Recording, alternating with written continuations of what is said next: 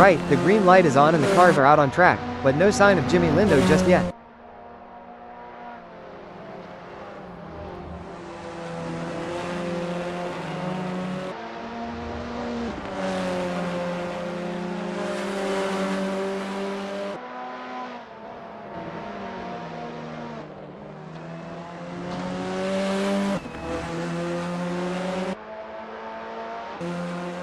Rich Snape is taking it nice and steady through Curva del Rio. Looks like he's feeling out the balance of the car before pushing.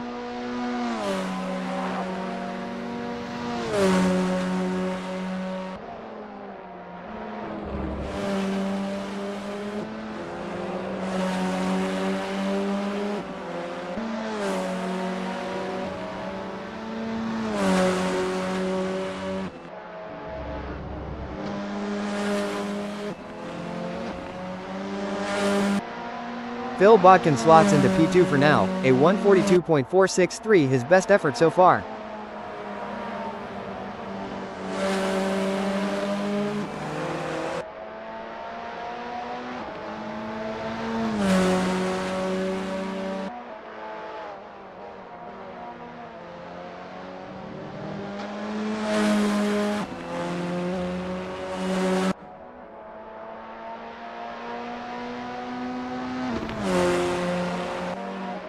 Still no time on the board for Rich Snape. He'll want to get a banker lap in soon, get some data to work with.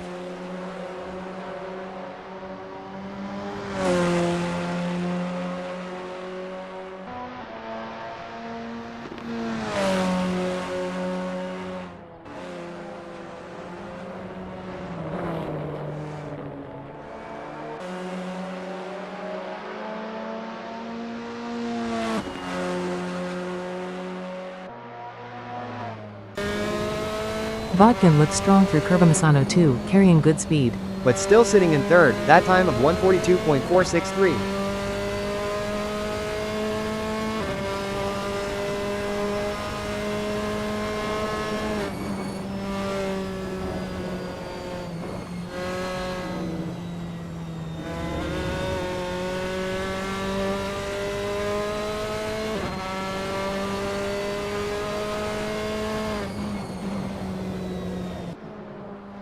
John Boontock is flying through the Variante del Parco. That's a tricky chicane, requires real commitment, and he's shown plenty there. He's carrying some good speed.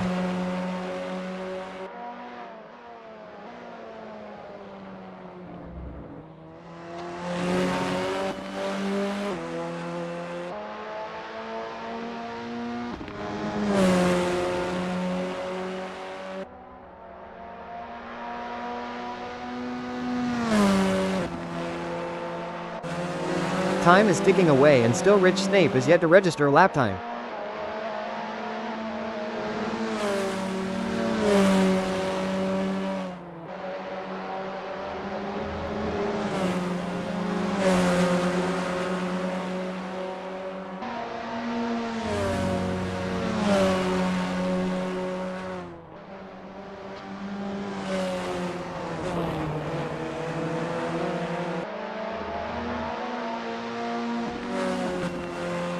Boontakis has dropped to fourth, but that 141.281 is still a decent marker.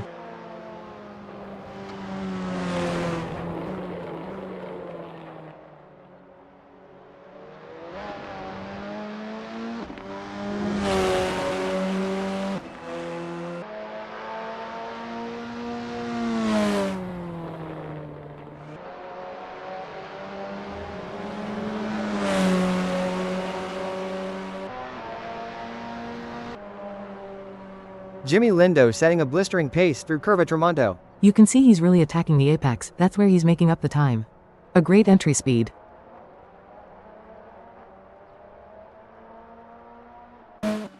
Nigel Walters goes second fastest, just 0.2 down on Lindo.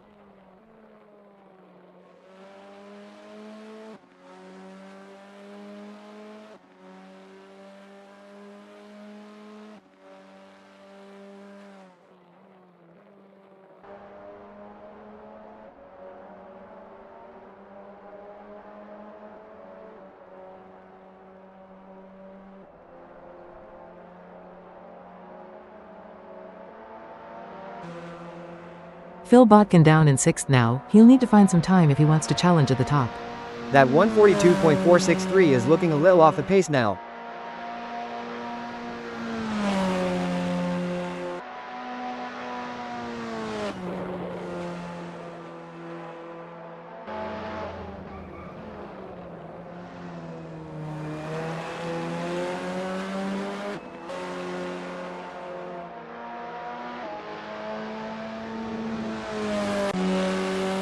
Rich Snape finally puts in a time, and it's good enough for 4th. He looks to be getting more comfortable in the car. He is pushing hard now through the Curva del Rio.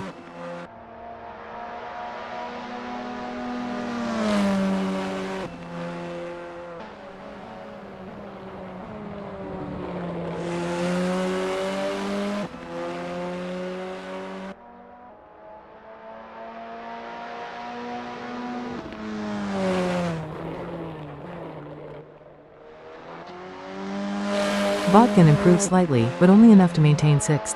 He's still searching for that optimal setup. He needs to find a few tenths to move up the leaderboard.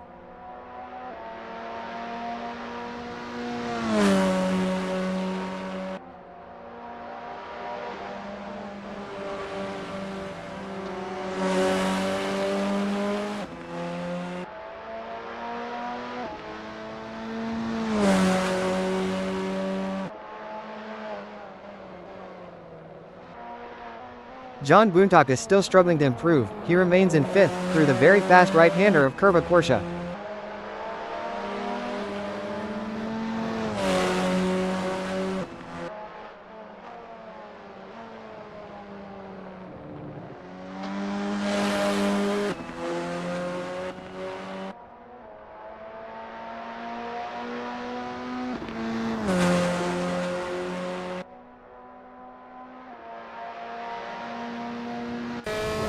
Snape is still circulating in 4th place, using this run to continue to build up his confidence in the car.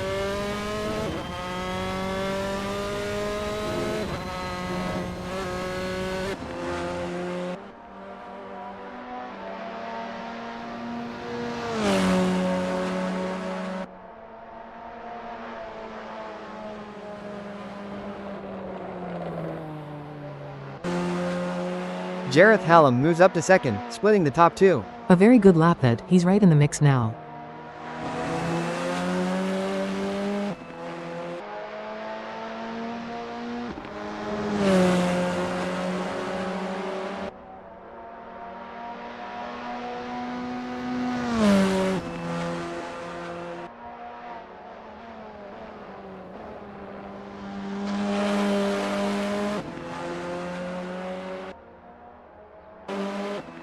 Nigel Walters still in 3rd, pushing through the Curva del Rio. He needs to find a little more pace through there. It's a crucial section for overall lap time. Oh, we've got a crash. It's Rich Snape. He's nosed into the barrier, looks like a slow speed impact. Back to green then, and Nigel Walters is in 3rd. Phil Botkin is struggling for pace still, down in 6th place with 44 minutes remaining. He'll need to find some speed if he wants to be competitive.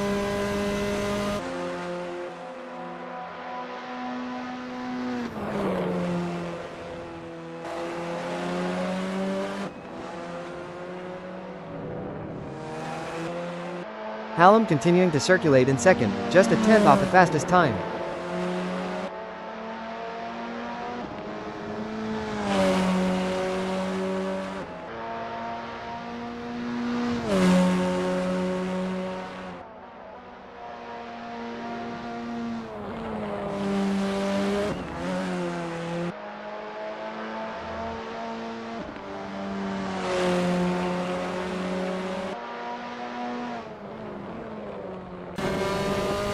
Jimmy Lindo looking comfortable at the top of the timing sheets. That 139.880 still the time to beat. He's setting a very hot pace.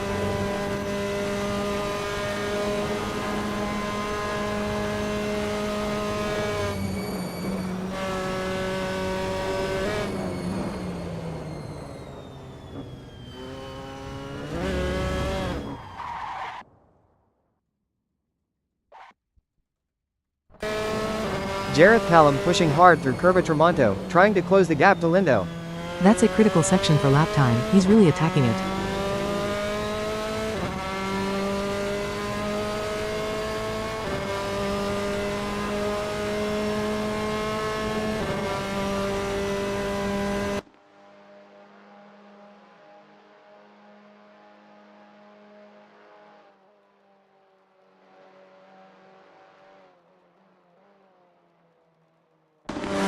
Nigel Walters is still in third, unable to improve on his earlier time.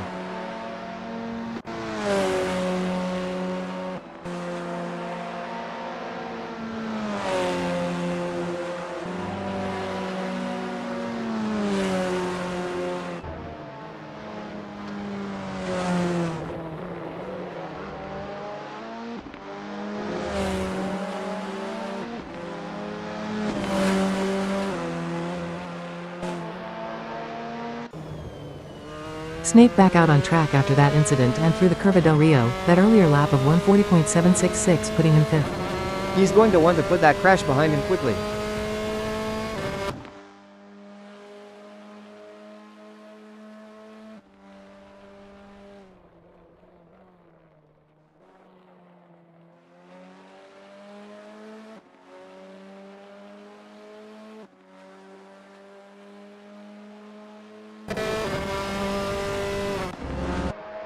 John Boontakas improves to 4th, a 140.550.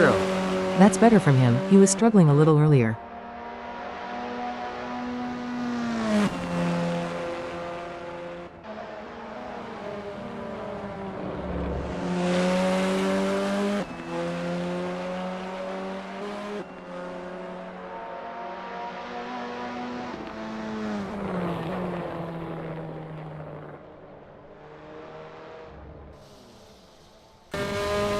Josh Mitchell is still to set a time in this session. He's winding the car up now down the Rettilineo, he's got a clear track ahead of him.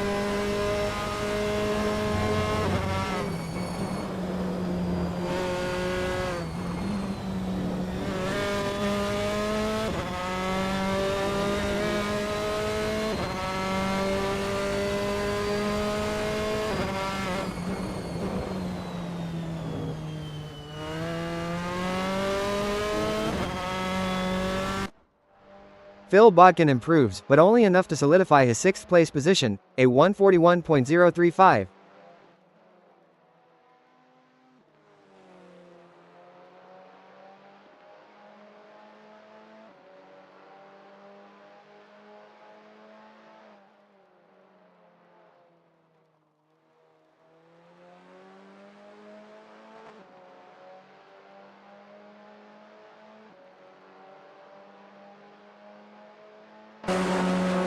Greg Sabo out on track, yet to set a time, now heading onto the Rettilineo Opposto.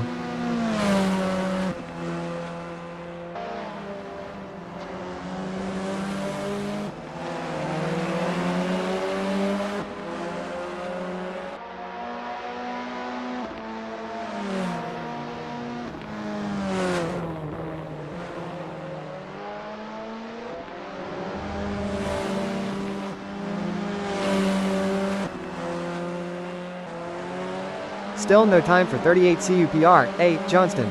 He's got a good head of steam through Curva Corsa. He has a good line.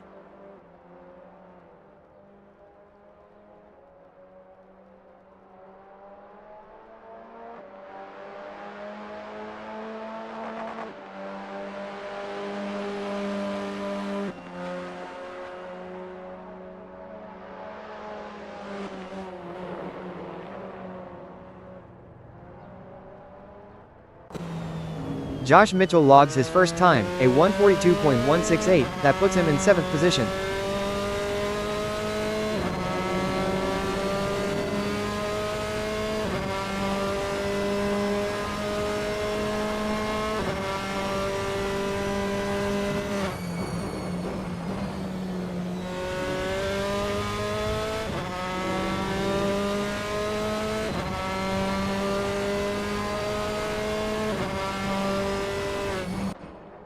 Sabo taking it easy through the Variante del Parco, still without a lap time. He'll need to put his foot down soon if he wants to get valuable data.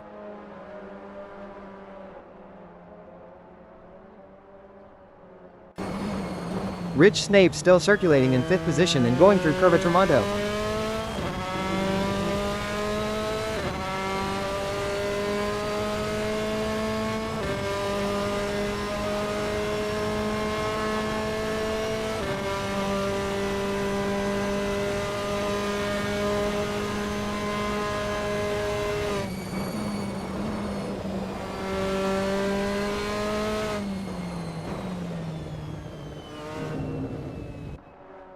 Walters looking very smooth through Curva del Rio, but still stuck in third place. He'll need to find some time to challenge the top two.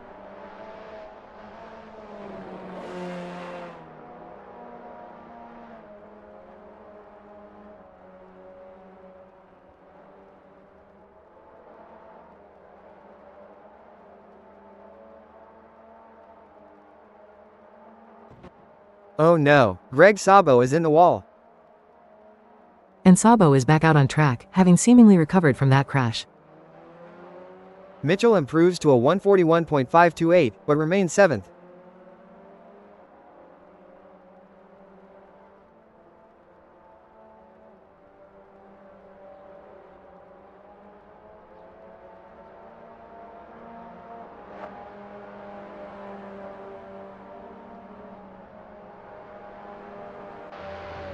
Walters is having a good run. He is pushing all the way through Curva del Carro and seems to be flowing round the track.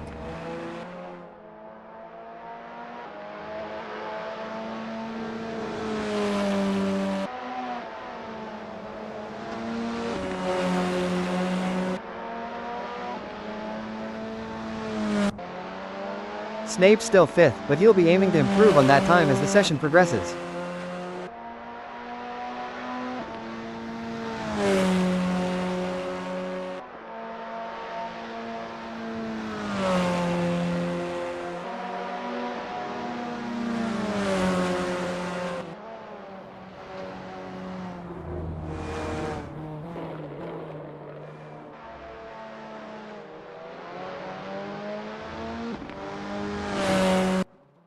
Phil Bodkin is going to need to find something special to get further up the order.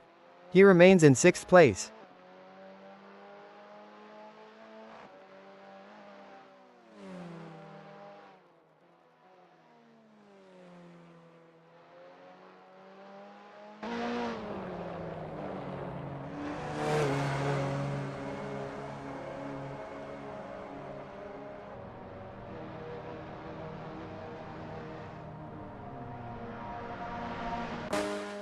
Greg Sabo is out on track, negotiating the Curva del Carro. He needs to put in a good lap after that earlier incident.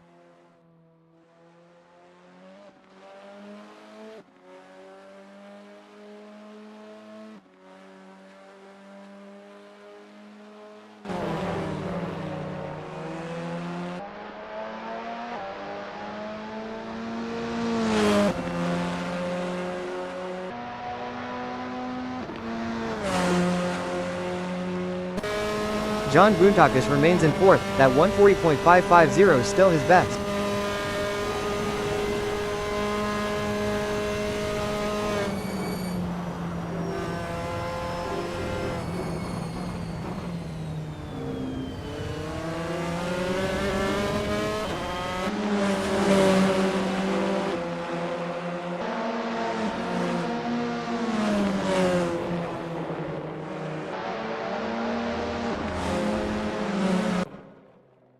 Rich Snape is pushing hard.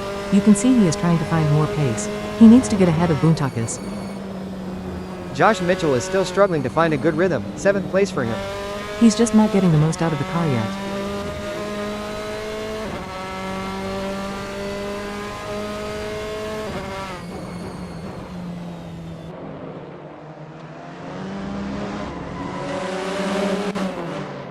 Big crash. Mitchell and Lindo have come together. That looked like a nasty one. Hope they are both okay. That looked like a high-speed collision. And remarkably, Mitchell is back on track after that collision. Through the Curva del Rio now. Greg Sabo trying to find a good lap time. That last incident must have damaged his confidence. He's going through the Curve 1 now.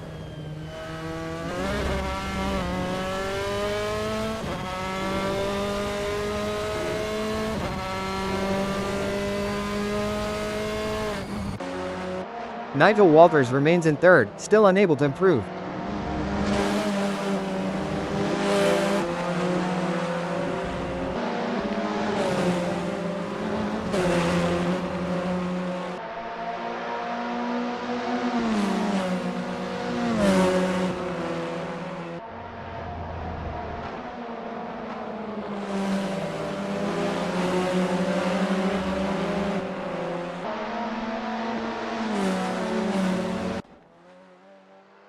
Greg Sabo still looking for a time. He is being very cautious through the Curva del Rio. He really needs to start pushing if he's going to get any useful data from this session.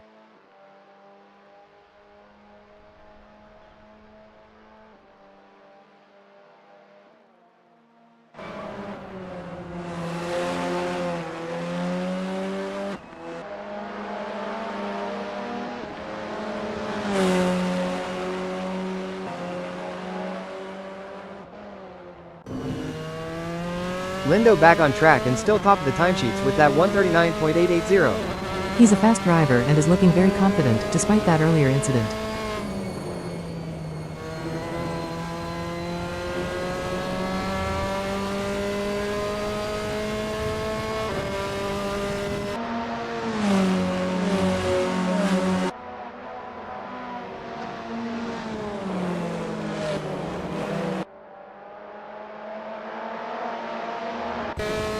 Boontakis seems to have settled into rhythm, lapping consistently in fourth.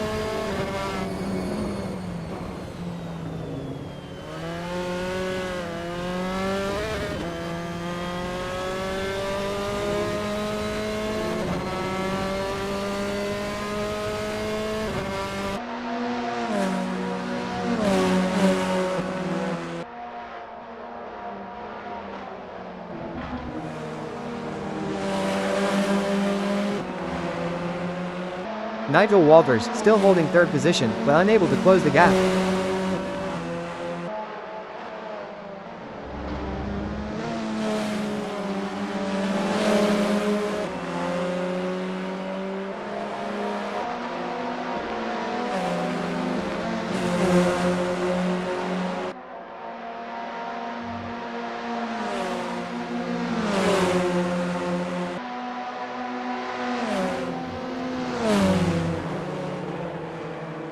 Boontakis through the Curva del Carro now. Those corners need a lot of commitment. You can't be afraid of carrying speed through there.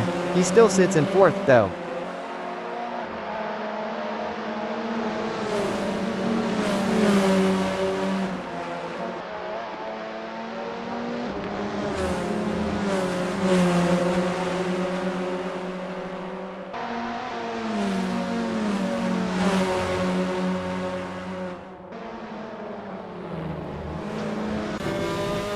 Hallam still running in second, chasing that top spot.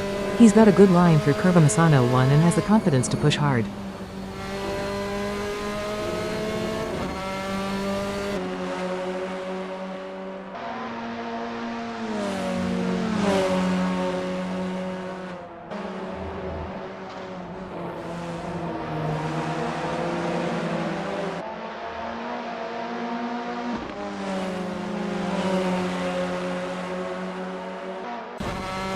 Chris Stokes is the only driver yet to set a lap time now. He is going through Curva Tramonto.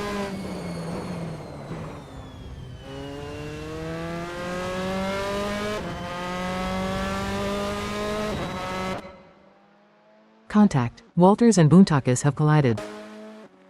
And Boontakis is back up and running through Curva Tramonto after that collision with Walters. Jimmy Lindo is still looking very comfortable out there, setting the fastest time. It looks like he is going to be hard to beat. He is showing no ill effects from that earlier incident.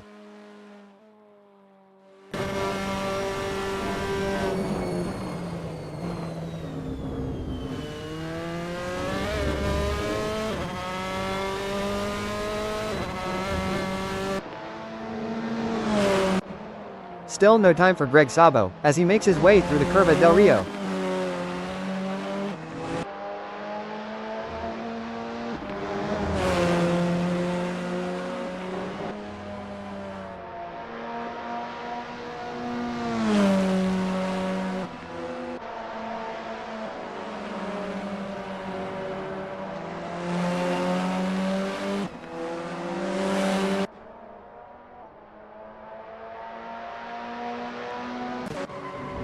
Oh dear, Botkin has gone off track.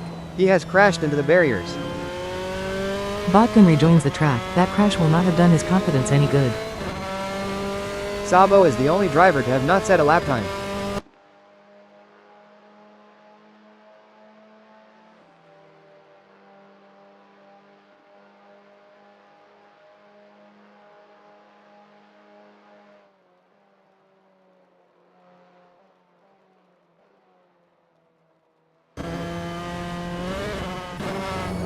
Josh Mitchell going through the Curva del Carro. He seems to have recovered from that earlier collision.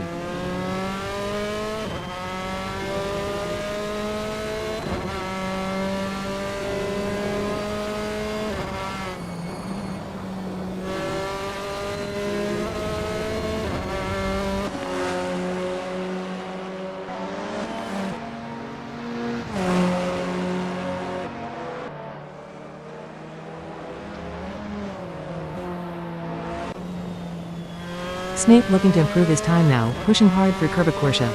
It takes a lot of skill to navigate that corner at speed. He remains in 5th for now.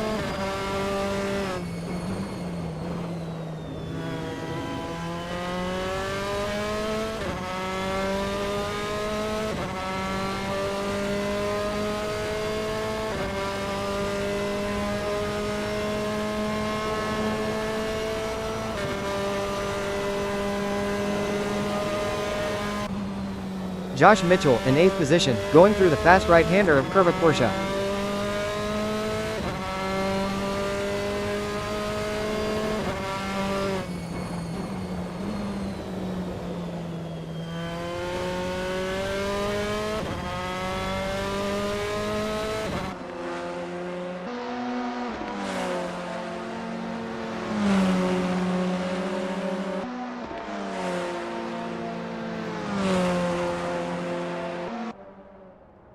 David Constable Barry still yet to set a time, a lot of drivers leaving it late in this session to get on the track.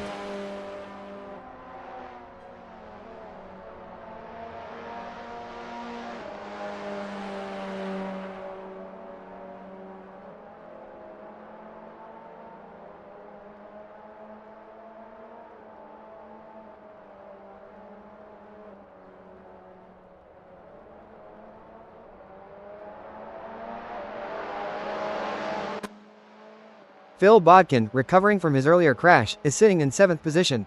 That's a decent lap time considering what happened. He'll be looking to improve on it.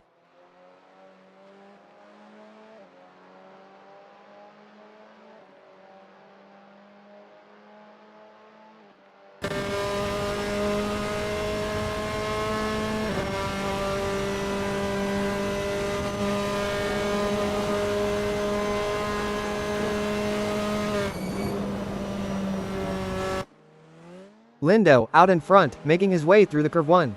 He has so much confidence, you can see he is pushing to the maximum.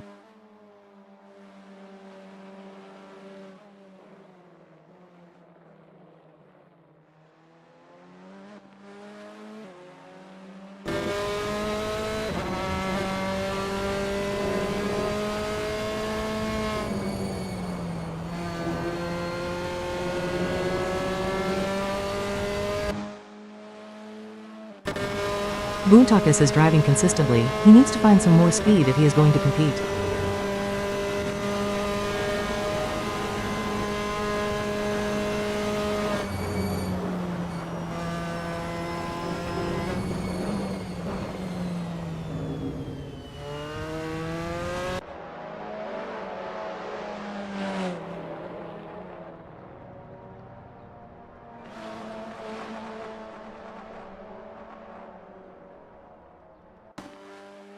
Joel Lemerick yet to put a time on the board, taking the Curva Tramonto now.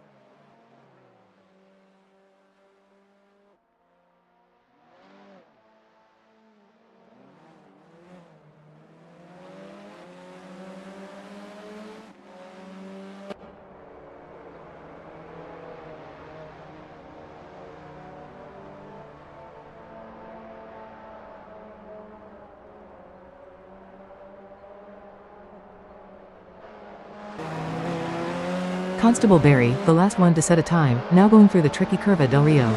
It will be interesting to see what he can do.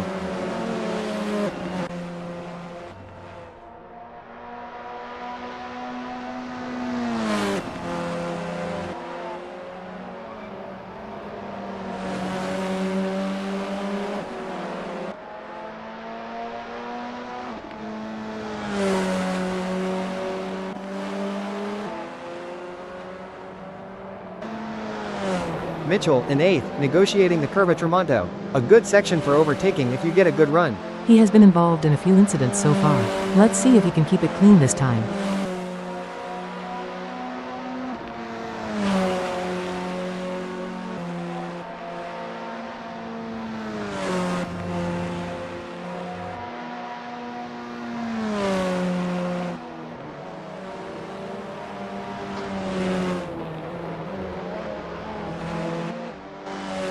Daniel Kochish has not yet set a time in this session.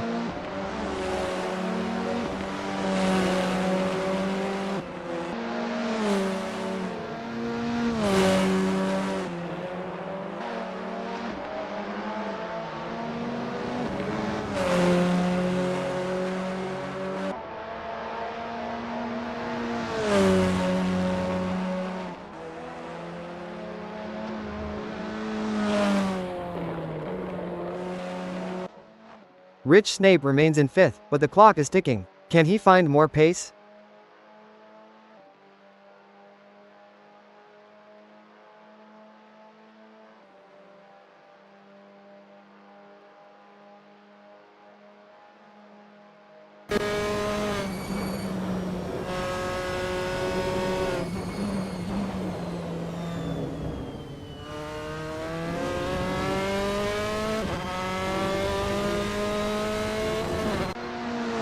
Still no time for Greg Sabo. He is one of a few drivers struggling today. That earlier crash may have knocked his confidence.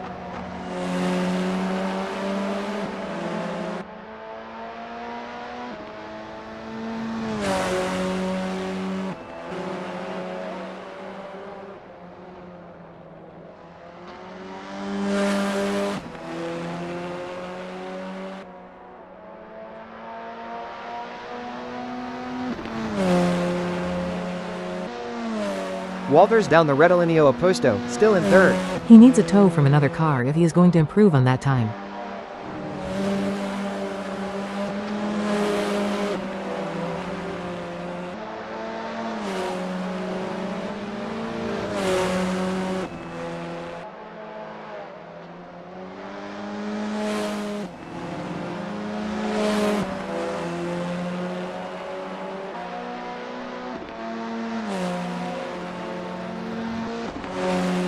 Joel Lemrick is still struggling to get a good lap time together. He needs to get some laps in. Practice is important so he can work with the car setup.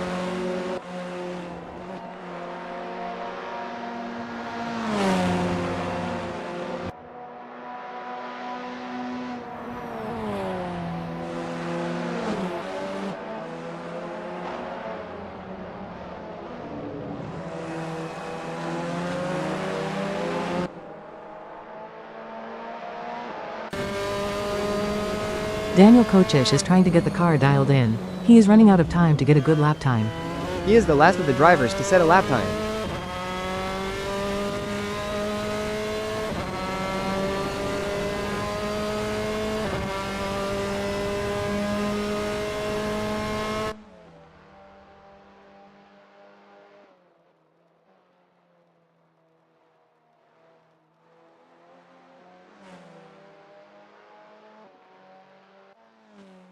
Hallam powering through Curva Corsa. That time of 1:39.916 has dropped him to 3rd spot.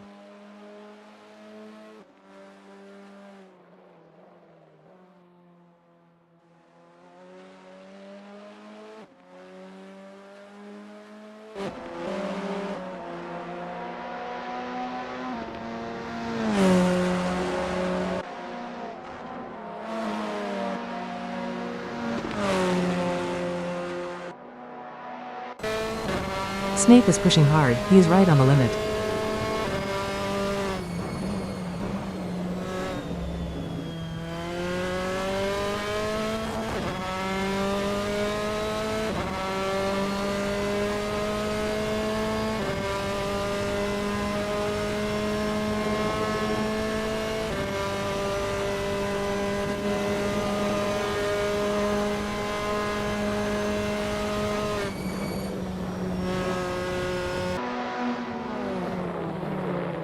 Still no time from Dominic Faubourg as he goes through the Curva del Carro.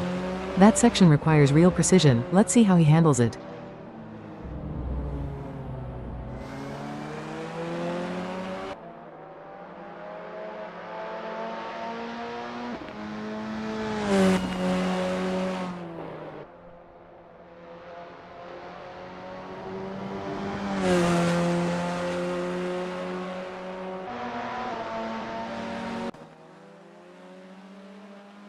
Lemrick is testing the Formula RSS 4 under more aggressive conditions.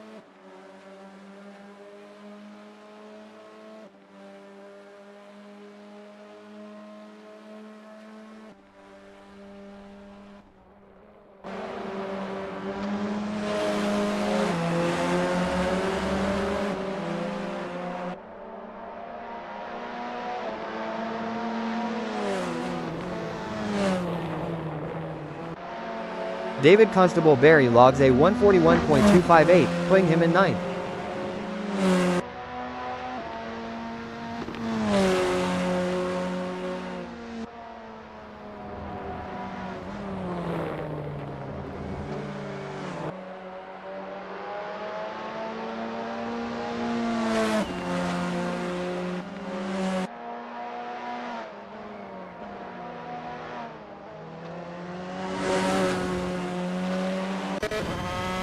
Lemrick through Curva Misano 1. He needs to pick up the pace if he wants to get some good data from the session.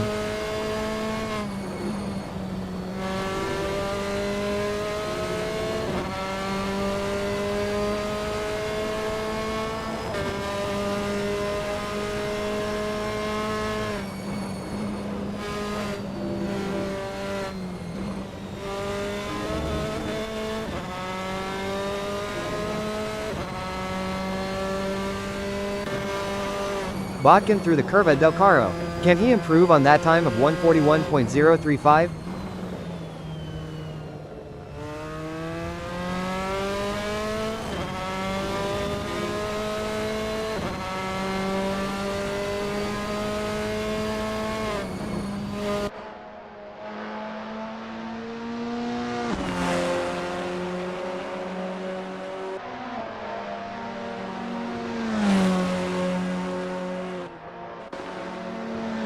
And you still have Jody Fanning yet to register a lap time.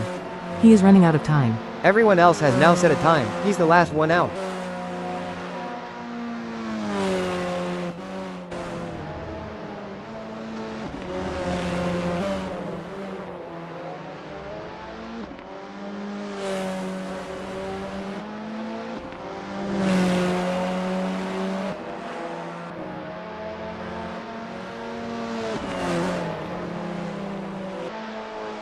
Mitchell improves to 8th, now through the Curva del Carro. Let's hope he keeps it clean this time. Sabo is in the wall again. Sabo back out and putting in a time, down in 12th. Rich Snape through the Curva del Carro. The session is coming to an end and he is in 6th place. He will be trying to squeeze out every last bit of pace.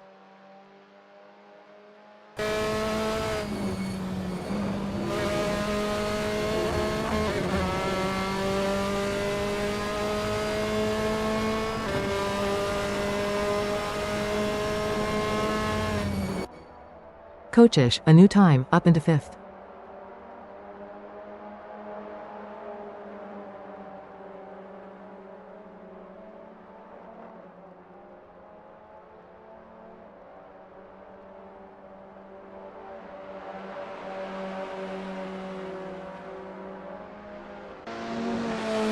Snape on the Rettilineo Opposto. He needs to improve on that 140.766 if he wants to improve on 6th. He is pushing hard now. He is going for it.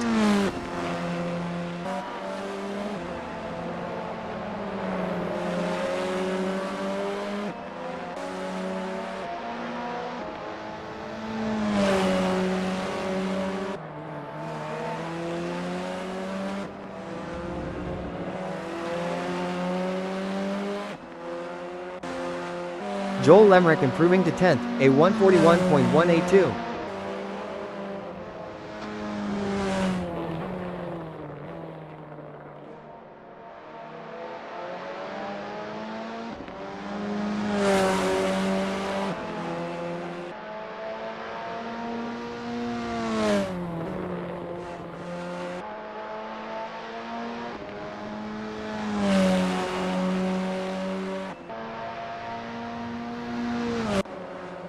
Hallam going through the Curva del Rio, a good lap, puts him 2nd.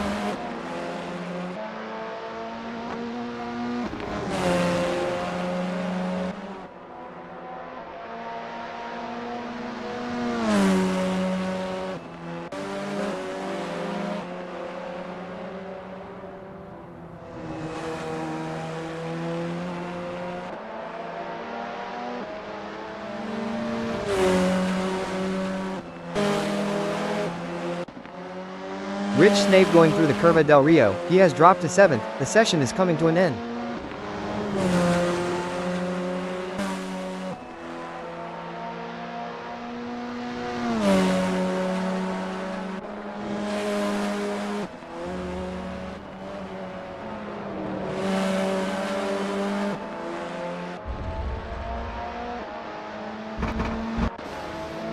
Mitchell is in the barriers. He seems to be having a lot of problems today. That is a very slow impact. Mitchell, after his latest crash, is still pushing. He is in 8th place. Fovard finally logs a time, 142.484, that puts him in 14th.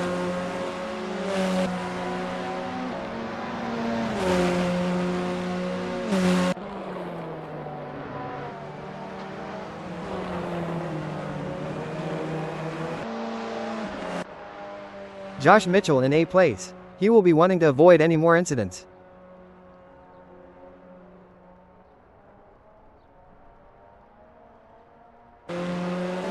Fanon still without a lap time with 10 minutes remaining. What's going on there?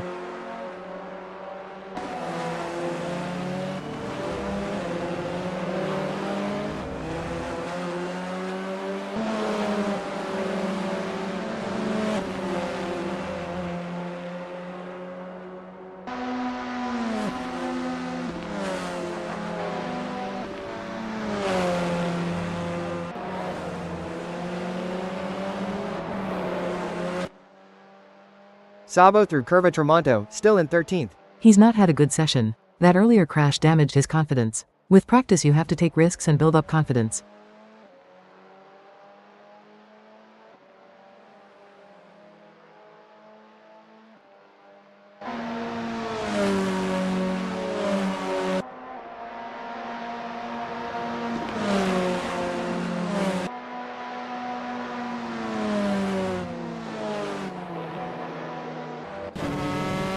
Botkin through the Curva del Rio. The clock is ticking, he needs to find some speed.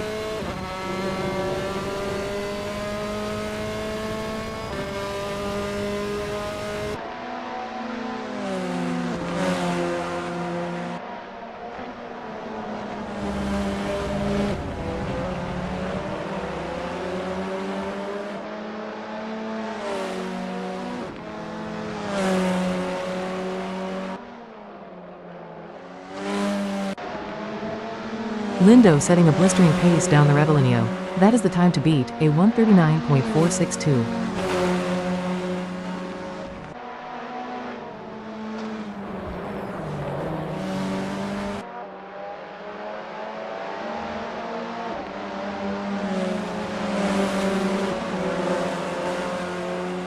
Chris Stokes jumps up to 7th with a 140.739. Good time for him, getting better and better with the setup.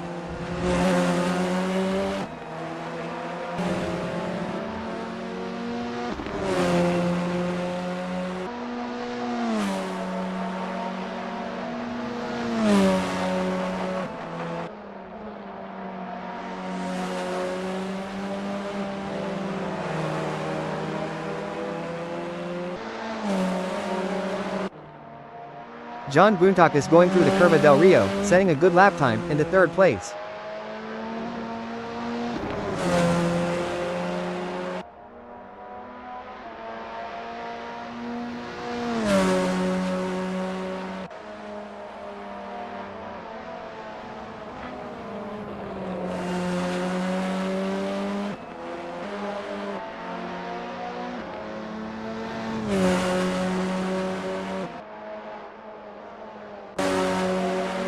Fanon through Curva Misano 2, a good time for him, putting him in 12th place.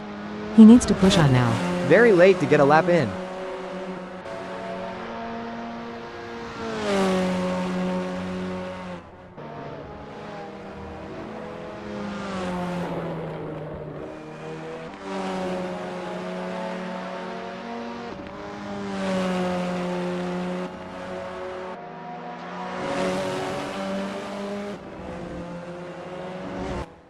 Chris's last lap was a 2:18.737, aiming to shave off some seconds here.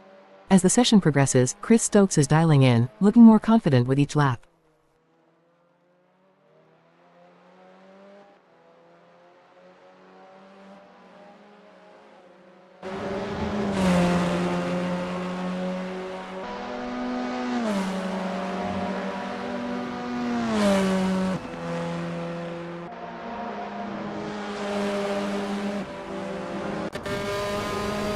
Boontakis in 3rd. The session is coming to a close. The track is getting faster. Can he improve again before the flag?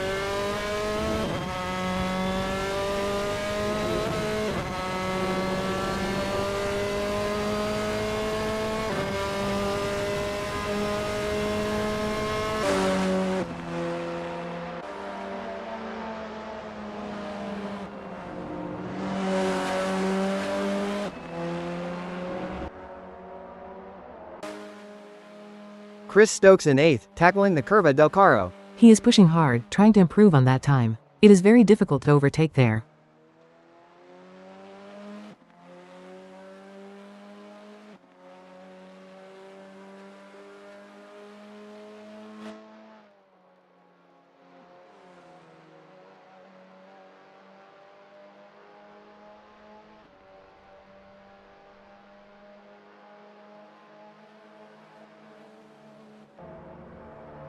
Daniel Kochish remains in 5th, can he squeeze out a few more tenths?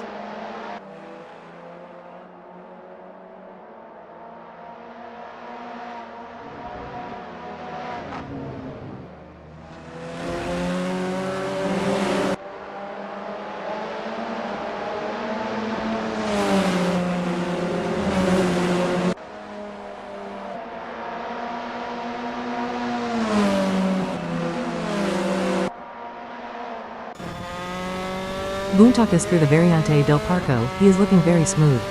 He knows he has got very little time left, so he needs to make this count.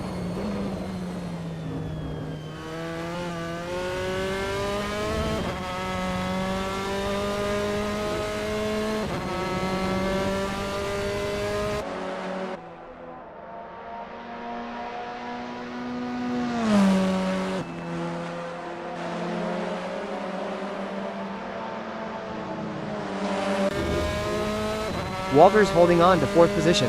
Not a bad effort. Can he improve with just a few minutes remaining?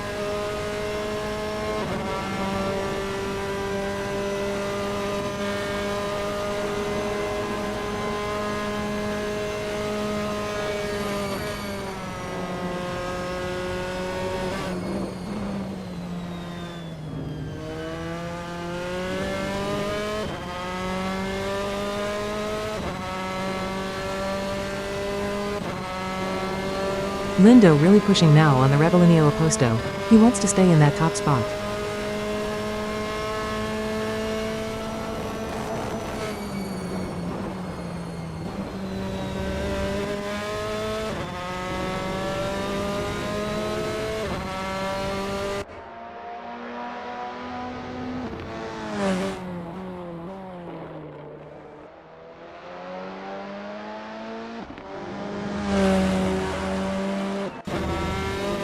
Mitchell going through the Variante del Parco. He is currently in 11th place. It's been a difficult session for him.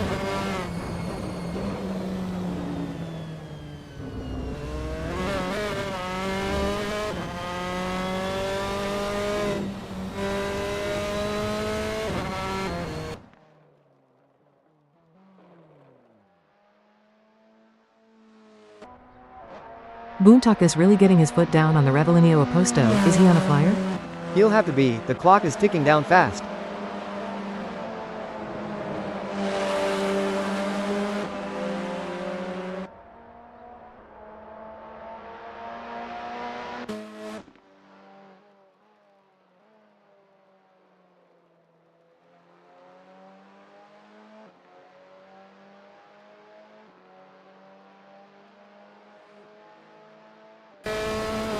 Daniel Kochish is currently in 5th place. Not bad for a day's work.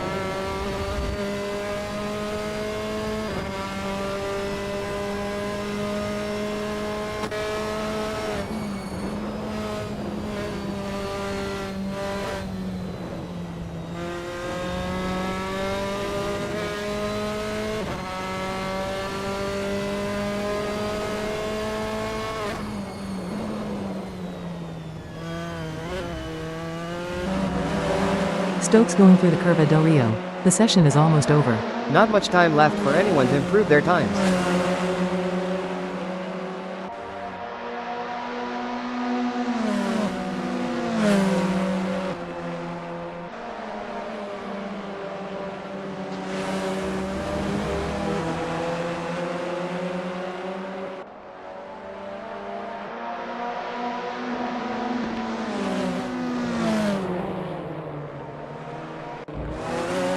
Mitchell through the Curva del Rio. A very difficult session for him.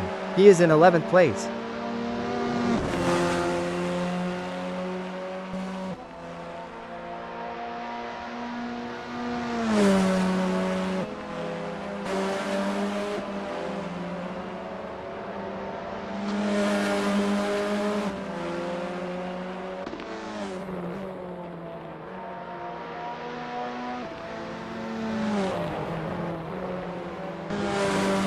Boontakus is still pushing, but it is going to be very difficult to improve as time runs out. Can he do it?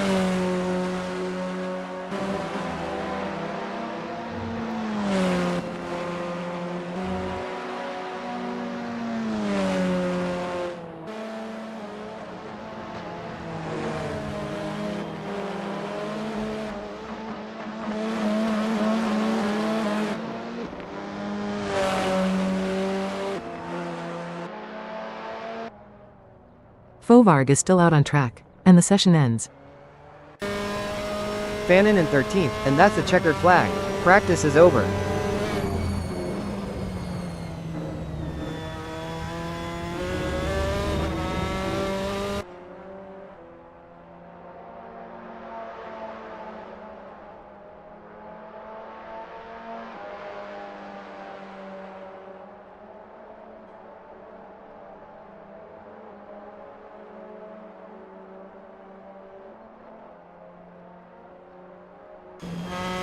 Daniel Kocic is currently in 6th place as the session comes to an end. A very solid effort. Lemrick is in the wall. A tough end to his practice session. Norden is the only one to not have set a lap time. It's all over now, too late to get a lap. Sabo is in 15th. What a difficult day he has had. He will be hoping to have more luck in the race.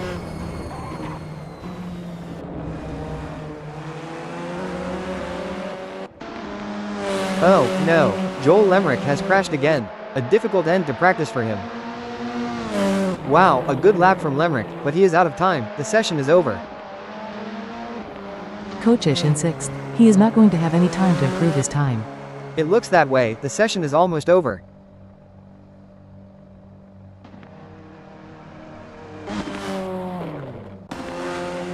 Norden is finally out on track. What has taken him so long? The practice session is nearly over, so it will be difficult for him to get a lap in.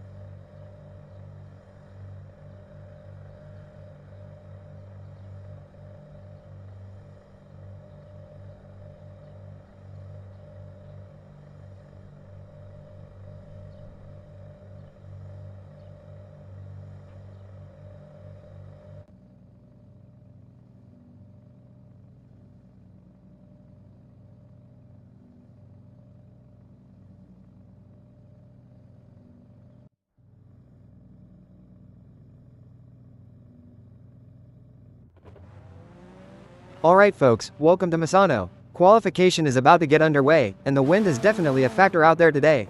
Time to see who can tame this track and that wind. Qualifying is all about confidence and precision. Let's see who has it today. You can feel the tension building. Lemrick is out on track and getting ready to push for their qualifying time.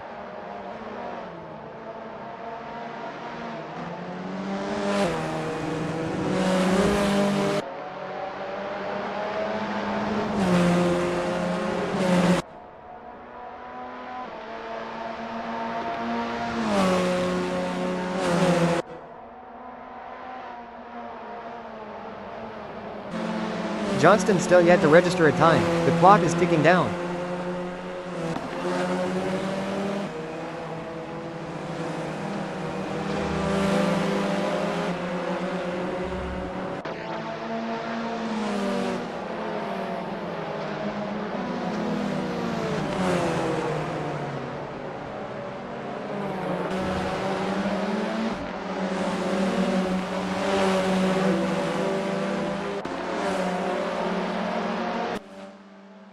Constable Barry still holding back. He's through the curve 1 and trying to feel out the grip before pushing for a hot lap.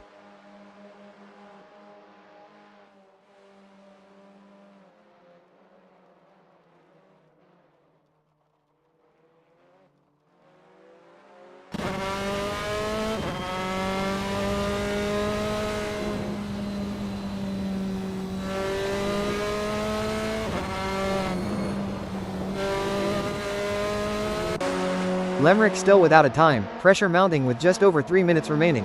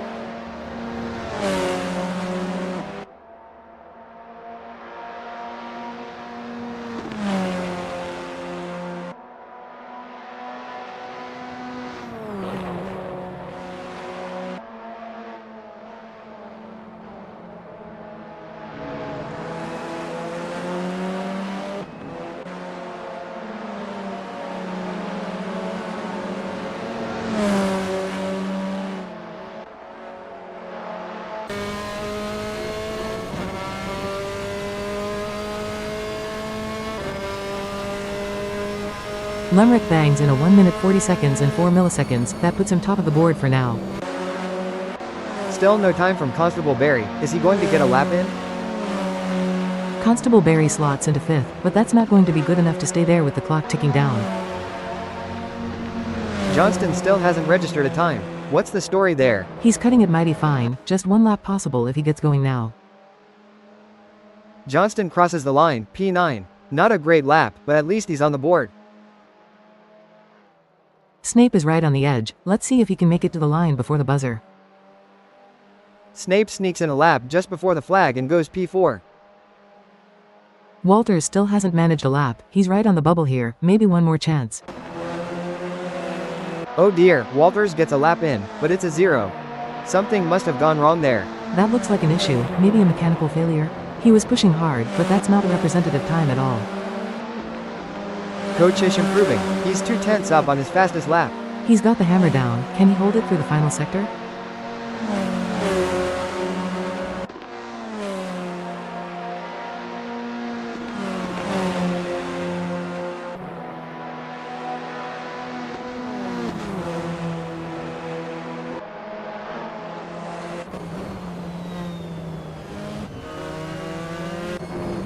Constable Barry is pushing, 4/10 up.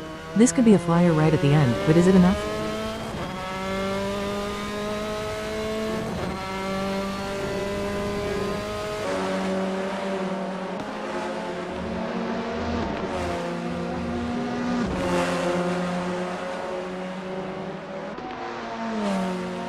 Constable Barry improves. P7 right at the death.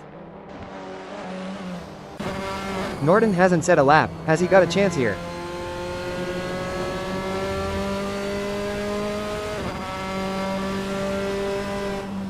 Disaster for Norton. Looks like he had an issue on his lap too. Walters is trying to get a last lap in here. Can he make it count? It's all down to this. He needs a clean run through the final corner to have any chance. Johnston is off. He's in the barriers. Looks like he carried too much speed into that corner, a costly mistake.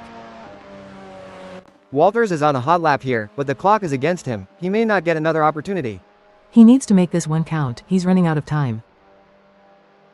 Walters comes through. P4. A great lap right at the end. That's more like it. He pulled it out of the bag when it mattered most. Boontok is improving, a tenth and a half up in Sector 2. Fannin on a hot lap, a tenth and a bit up on his best. Boontakis is flying, almost 3/10 up. He's really hooking it up here.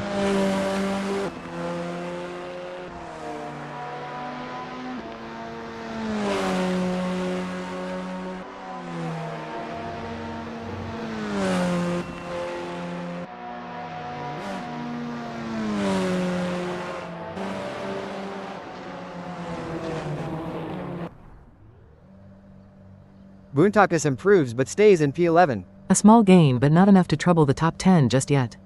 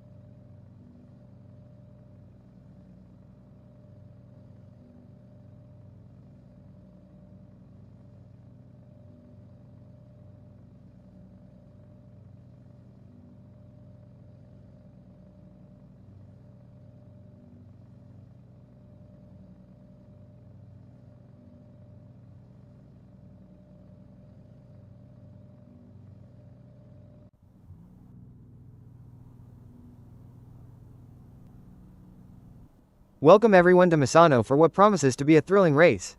That wind will definitely be a factor today. The drivers will need to be careful in the corners. Pole sitter Daniel Kosic, an M-Class driver, will be looking to convert that into a win today.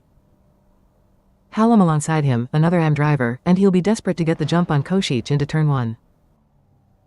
Jimmy Lindo starts third, another M-Class competitor. The pressure's on them to perform against tougher rivals. Walters in fourth. He'll be looking for any mistakes from the front three to capitalize on.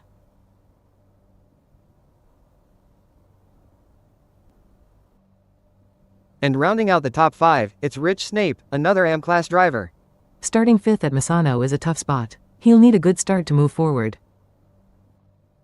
Joel Lemrick starts just behind the top 5. He will be looking to use his home advantage here at Misano.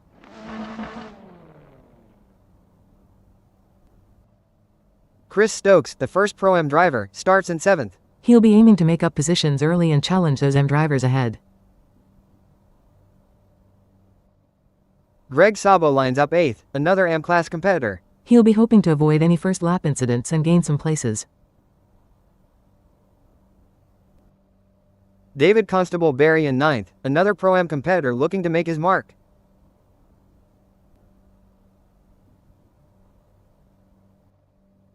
Josh Mitchell completes the top 10, driving in the not-known class. It will be interesting to see how he fares against the AM and Pro-Am drivers, a lot of unknowns here. John Boontakis will be looking to fight his way through the pack from 11th on the grid.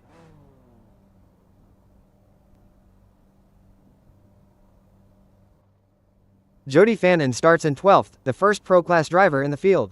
He's got his work cut out for him starting so far back, but expect him to be quick. Phil Bodkin starts 13th, another AM driver in the mix. He'll be hoping for a clean start and to pick up a few places early on. David Johnston starts in 14th, also in the not-known class, looking to prove his worth.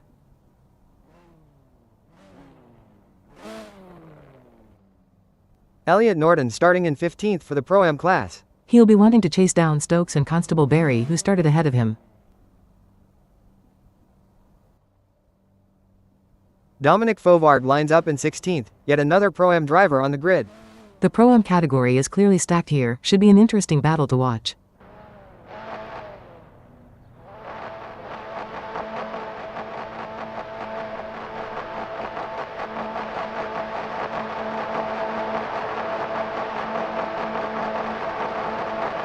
Lights out and away we go. Great start for Košić, Hallam is right behind him.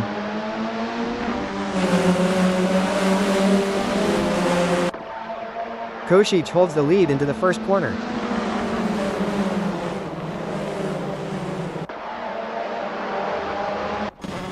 Contact. Constable Barry and Brutakis have come together further back in the field. A low-speed collision, but still a costly mistake that could impact their positions. Greg Sabo holds steady, maintaining his starting position in 8th.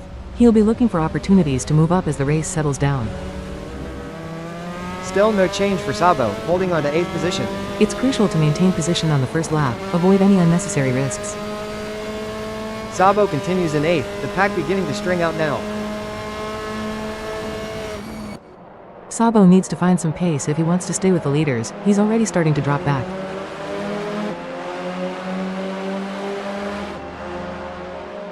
Great start for Fannin, up to 9th already from 12th.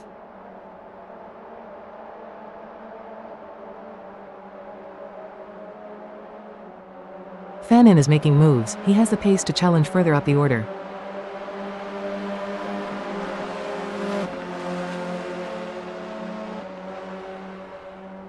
Out of the gates, and Fannin is already turning heads, gaining positions quicker than a blink of an eye. It's early days yet, but if they can consolidate their move, then it puts them in a strong position for the race. And Snape holds on to 5th, a solid start for him. Another collision, this time Snape and Lemrick are involved. Bodkin loses a place, dropping back to 14th on the opening lap. Bodkin still struggling back in 14th, and Sabo is now up to 11th, pulling away. The gap is 1.8 seconds. That's a significant gap to close. Bodkin needs to find some pace or he'll be left behind.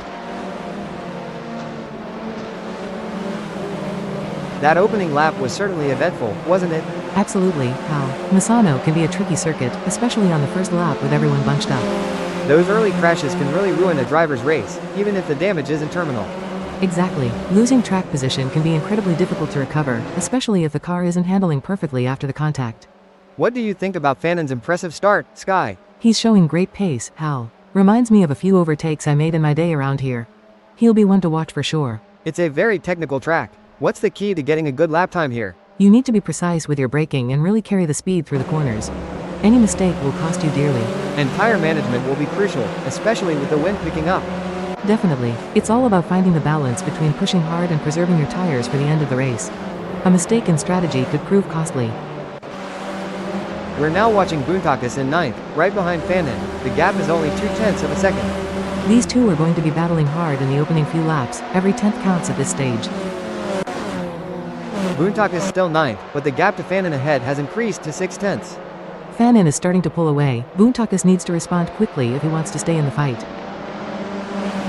Buntakis drops to 10th, and the gap to Fannin has extended slightly to 0.7 of a second. Oh dear, more contact? This time it's Fovard and Buntakis. Now the camera focuses on Lindo, running second and chasing down Košić. Only 0.3 separate them. Lindo's right on his tail. Košić can't afford to make a mistake or he'll lose the lead. No change at the front. Lindo remains hot on the heels of Košić. The gap still 0.3.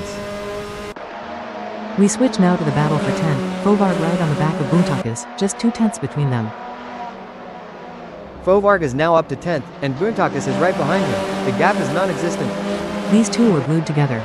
Expect another overtake very soon. Another change. Boontakis retakes 10th, Fovarg is right with him. Absolutely nothing between these two drivers.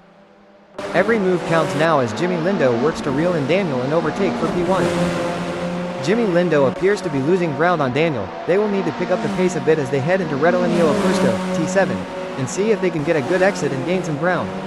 It's not over yet, but Lindo should get a move on if they want to catch up to Kosic. DCB and Joel Lemrick seem to have forgotten that this is a no-contact sport. I'm sure Norton in 11th is starting to notice John Boontakis is right on their tail, and is still closing that gap. Can they hold onto their position? Talk about pressure. Elliot Norton is caught in the middle, feeling the heat from both Boontakis and Dominic. There has been a crash. Joel has come together with Constable Barry. This is where legends are made. Which driver will rise to the occasion and claim victory? A great moment for John Boontakis, who has just gained a place and moved up the standings. Oh dear, John has dropped down to 10th. Yes, but there's still plenty of race left. John Boontakis has to stay calm and focused, and make their move when the time is right. This is a thrilling battle as Lindo edges closer to Daniel Kosic in their fight for P1. Sometimes you have to take risks to win, but pushing the car too hard can be a costly mistake. Jimmy wants to be careful not to overdo it. Lindo is in the flow, putting in their best lap so far. The gap between Jareth Hallam in 3rd and Jimmy Lindo remains over a second, but Jareth Hallam is not letting up. They're pushing hard and looking for any opportunity to close that gap up. Can they pull it back in the remaining 14 minutes?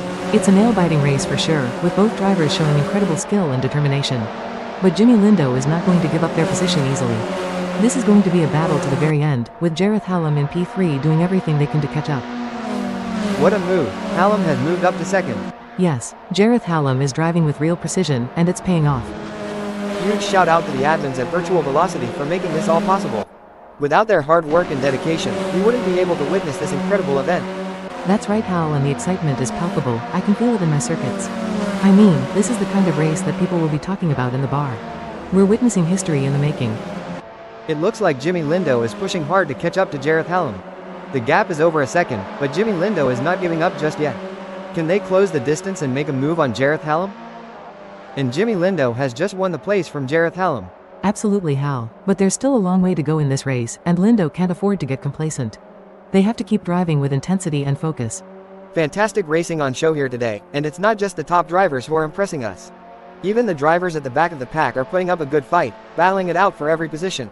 It's a testament to the level of competition at Virtual Velocity. Even the smallest mistake can cost you valuable seconds, or even lead to a crash. But these drivers are up to the challenge, and they're giving it their all. It's clear that Virtual Velocity really is the place to be for top-quality racing. It's a battle of wills out there, with Jimmy trying to outsmart and outmaneuver Daniel Kosic. The gap is slowly closing, but time is running out. Will we see a dramatic finish to this race? Indeed, the tension is palpable as Jimmy Lindo tries to reel in Daniel Kosic. But Daniel Kosic is not making it easy, maintaining a consistent pace. Can Jimmy Lindo find some extra pace to bring the fight to Daniel? The gap between Jimmy Lindo and Kosic is getting smaller. Exactly what Jimmy Lindo needed. They can't afford to lose any more ground to Kosic. Looks like Dominic is really pushing it to the limit. They're taking those curbs aggressively, but that can unsettle the car and cause handling issues. Indeed, taking too much curb can upset the car's balance, leading to oversteer or understeer.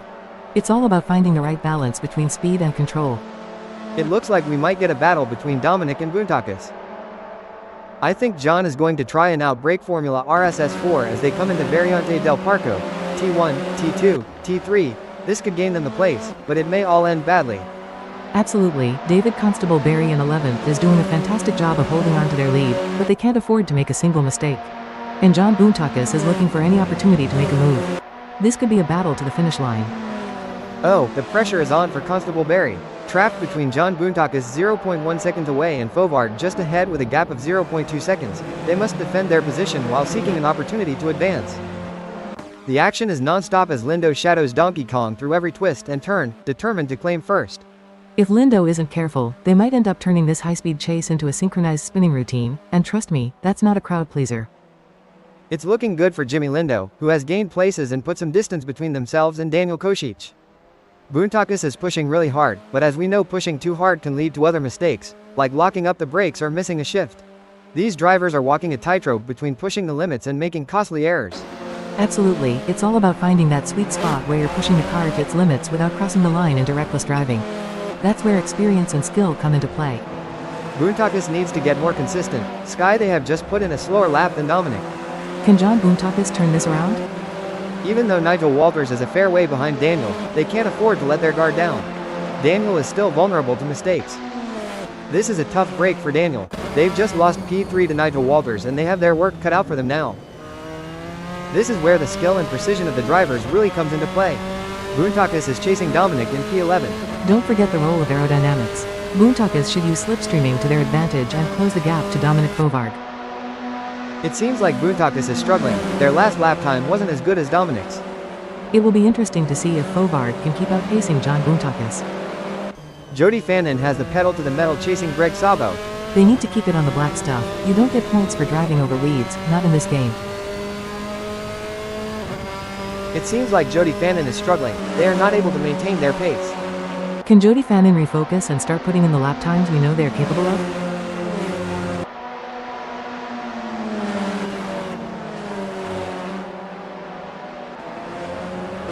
It's a classic case of chasing down the car ahead for Norton, who is currently in P8. But Jody Fannin is not making it easy, and the gap remains over a second. This will require some expert driving from Elliot Norton. It's game on now. Elliot has closed the gap to Jody Fannin. It's now down to 1.0 seconds.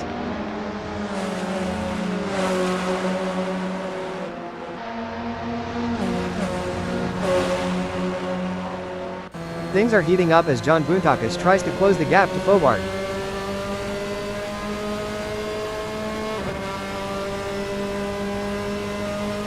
The best laid plans of Mice and Menha Sky, but it's certainly not going to plan for John Boontakis right now as they are struggling to keep up with Dom. This is where the mental toughness of John Boontakis comes into play. They need to try push, even when things aren't going their way. How do racing drivers, like yourself back in the day, Sky, train themselves to maintain concentration for long periods of time? Mental training is a huge part of a driver's preparation. How? Techniques like meditation, visualization, and working with sports psychologists can help drivers build their mental endurance for a race. This is where the skill and experience of the drivers really come into play. Jody Fannin will need to keep pushing, even when the gap seems insurmountable. It's not over until the checkered flag drops. Good news for Fannin, the gap to Sabo has decreased. It's now down to 0.4 seconds. This is where the pressure really starts to build. Both drivers will need to stay calm and focused if they want to come out on top. It's a game of cat and mouse out there, with Elliot Norton trying to find the perfect opportunity to make a move on Jody Fannin. The gap is over a second, but every fraction counts. Can Elliot Norton close in enough to mount a challenge? Norton is pushing hard and has reduced the gap to Fannin to 0.6 seconds. Sky, can you share some strategies that drivers use to manage tire degradation during a race? Certainly. How? Some strategies include adjusting the car's setup for better tire life, altering driving lines to reduce wear, and using tire management techniques like lift and coast to preserve grip for as long as possible. The tension is building as Jody Fannin trails behind Greg Sabo. The gap is slowly but surely decreasing, and the pressure is mounting. Can Greg Sabo hold on, or will Jody Fannin be able to close them down? Disappointing for Jody, they now find themselves in 8th. That's got to be frustrating. But Fannin is a skilled driver, and they have what it takes to battle their way back up the field. The crowd is on tender hooks as Knockoff Nigel in 3rd chases after Jareth Hallam. The gap is just over a second, and you can feel the tension in the air. Can Nigel Walters find a way to catch up? Absolutely. Nigel in 3rd will need to be patient and carefully work to reduce that gap without overdriving it, as they can't afford to take unnecessary risks and risk and all for damaging their car. Let's see if they have what it takes to get back into the game here. It's not going to plan for Nigel Walters. They are still behind Hallam and the gap is increasing. I don't think they have an answer for this right now. This is a tough situation for Nigel. They need to find a way to pick up some speed and close that gap. Fannin is placed 10th at the moment. Definitely Hal, but they can't afford to get complacent. They have to keep pushing hard to stay in the game. It looks like Jody Fannin has been called into the pits. The pressure is on for Hallam as they try to catch up to Jimmy Lindo. Will Jareth Hallam be able to make a move and pass Jimmy Lindo? It looks like Jareth Hallam is making a move. The gap to Jimmy Lindo is now down to 0.1 seconds. This is where the race gets really exciting. Both drivers will be pushing to the limit to gain the advantage. The race is heating up as Norton in 7th closes in on Greg Sabo. The gap is just over a second, and I'm sure they are going to do everything possible to try and close the distance. They're not giving up without a fight. It's going to be tough for Elliot Norton, as Greg Sabo seems to have found their rhythm. But anything can happen in racing, and we've seen Elliot Norton pull off some impressive moves before. I'm excited to see if they can make it happen again. The gap between Norton and Sabo is getting smaller. That's a great effort from Elliot. They need to keep up the pressure and see if they can make a move. It's a battle of wills out there, with knockoff Nigel trying to outsmart and outmaneuver Jareth Hallam. The gap is slowly closing, but time is running out. Will we see a dramatic finish to this race? Nigel is trying their best, but can't seem to find the pace to keep up with Jareth Hallam at the moment. Nigel Walters is really going to need to push in Curva del Rio, T4, T5, T6, to try and gain some ground on Jareth before they disappear into the sunset. It may seem like Elliot Norton is far behind, but Greg Sabo can't afford to let their guard down. One mistake could give Elliot Norton an opening to catch up. A setback for Sabo, who has just been passed. Yes, but they can't give up. There's still plenty of time left in this race, and Greg Sabo needs to push. It's a classic case of chasing down the car ahead for Jareth Hallam, who is currently in P2. But Jimmy Lindo is not making it easy, and the gap remains over a second. This will require some expert driving from Jareth Hallam. Jareth Hallam is not able to keep their pace consistent, so far they are 0.35 seconds down. Can Hallam refocus and start putting in the lap times we know they are capable of?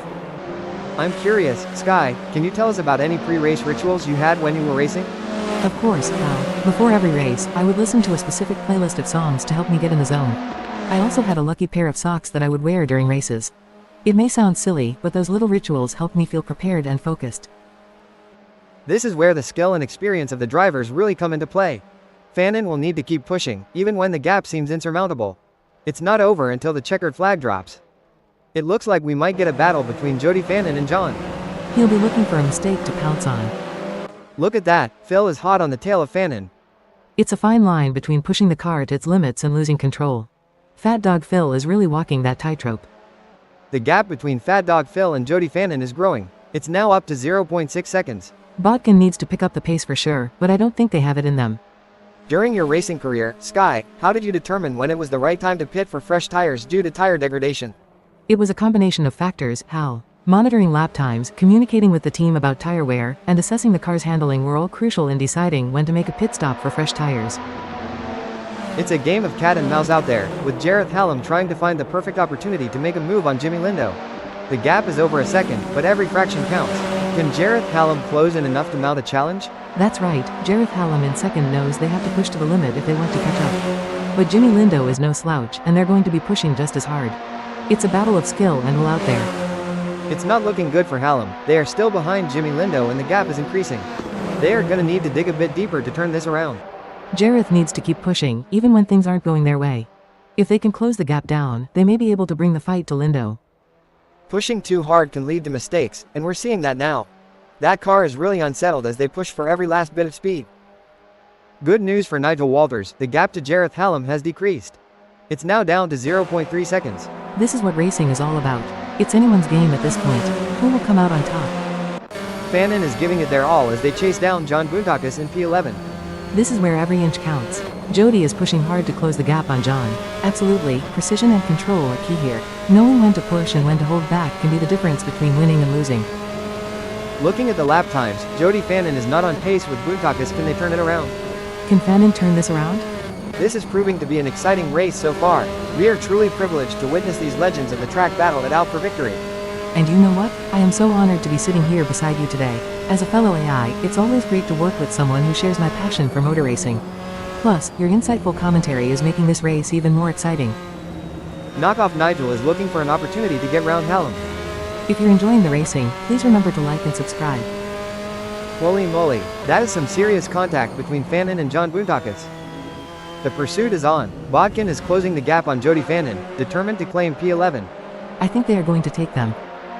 Bodkin appears to be losing ground on Jody. They will need to pick up the pace a bit as they head into Curva del Rio, T4, T5, T6, and see if they can get a good exit and gain some ground. This is where the race gets really interesting. Norton is closing in on Chris. The gap between them is just over 0.3 seconds. Who will have the speed and skill to come out on top? It seems like Elliott has got the bit between their teeth, improving on Valdilox's lap time there. It looks like Boontakis is pushing hard to catch up to Phil Bodkin. The gap is over a second, but Boontakis is not giving up just yet. Can they close the distance and make a move on Phil Bodkin? It looks like Bodkin is pulling away from Boontakis. The gap is continuing to grow as they head through Curva Tramonto, T9, T10. It's not ideal for Boontakis, but they can still turn this around. They need to concentrate on their own driving and not let the gap get any bigger. I love being here at Misano World Circuit. What an awesome place to be witnessing these titans of the track battle it out.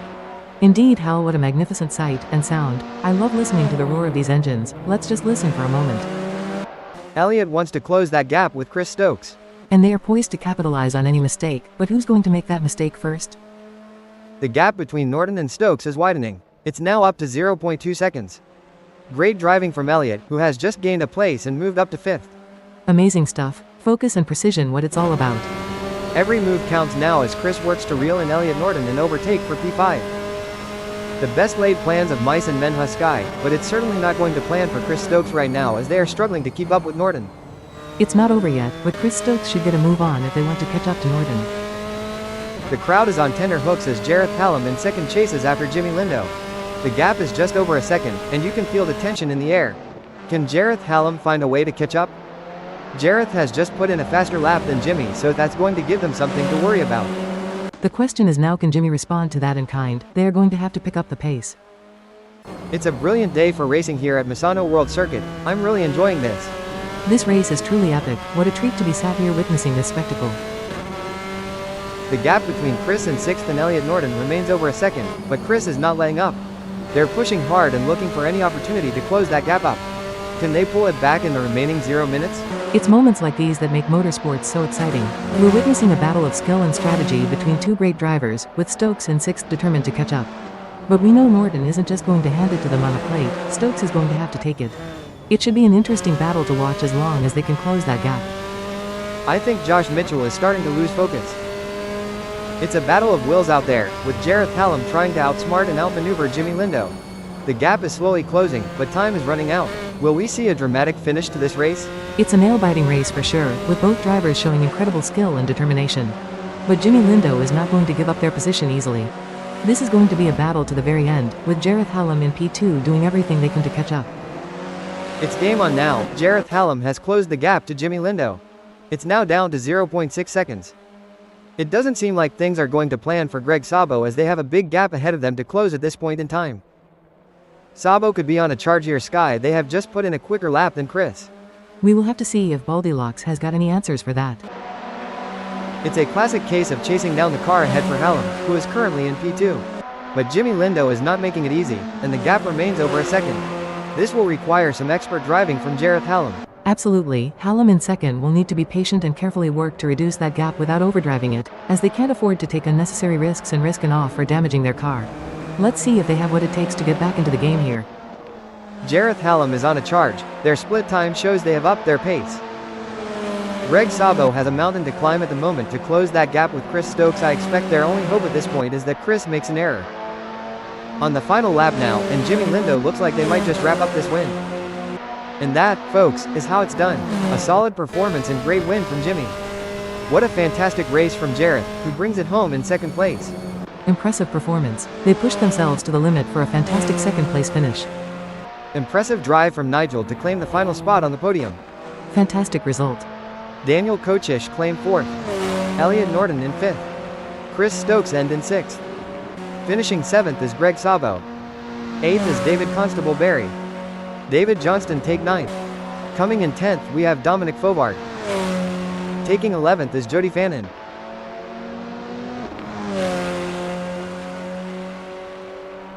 In 12th, it's Phil Bodkin. John Boontakis claimed 13th.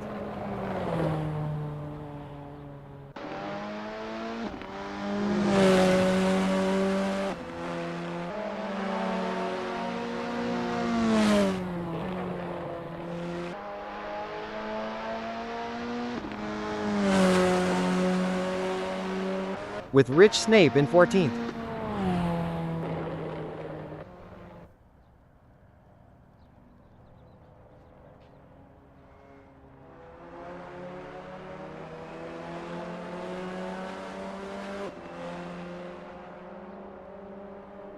Followed by Josh Mitchell in 15th.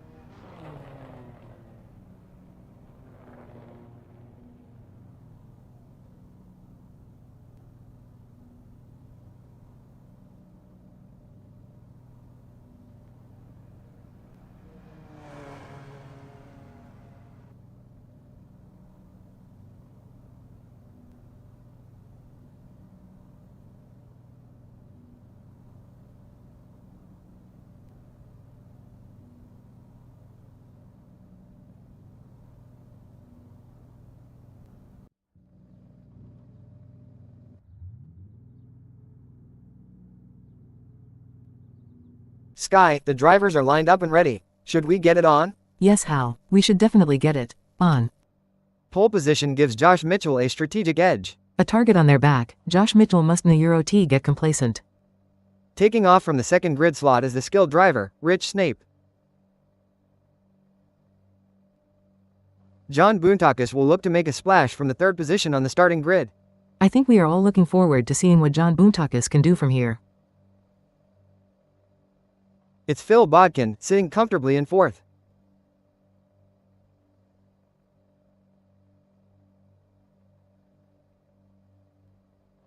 As the green flag drops, keep an eye on Jody Fannin starting in fifth position. And like many others, they are starting the race on the softs tire compound.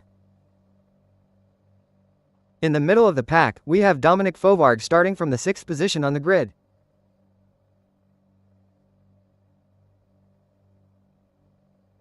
On the seventh grid slot, we have David Johnston.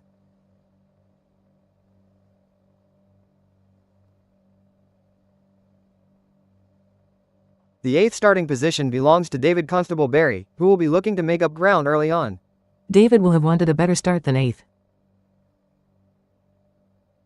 Sitting in ninth is Greg Sabo.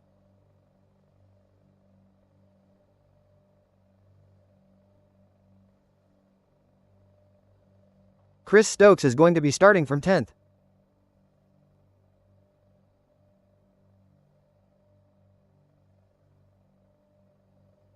Elliot Norton may not be starting from pole, but they're still in with a shot. The Pro-Am class driver will want to move forwards from here. Starting from 12th on the grid is a bit of a mixed bag for Daniel Kosic.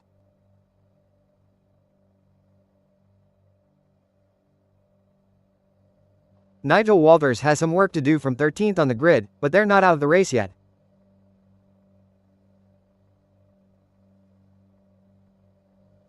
Jareth Hallam is going to be starting from 14th.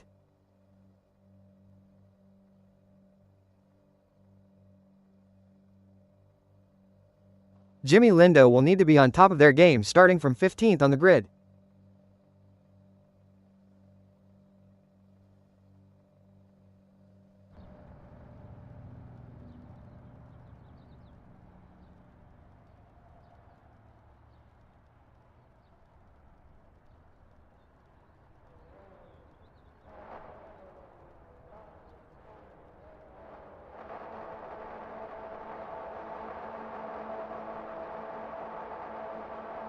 And that's the race underway. Some very quick reactions there. These opening moments can make or break a driver's race. Strategy and skill are key to navigating this intense start.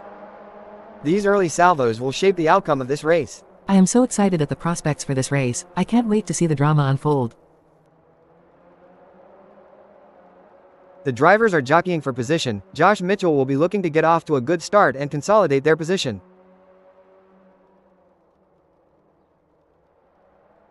All the drivers will be trying to take advantage of the pack whilst they're still bunched up. What a beautiful day for racing here at Misano World Circuit. This is going to be good to watch. A little bit of contact between Elliott and David Johnston. That will be one for the stewards to have a look at. Establishing an early advantage will be crucial to the outcome of this race. I'm really looking forward to seeing how this race unfolds. As we watch the drivers fight it out in the first lap, I can already feel that this is going to be an epic race.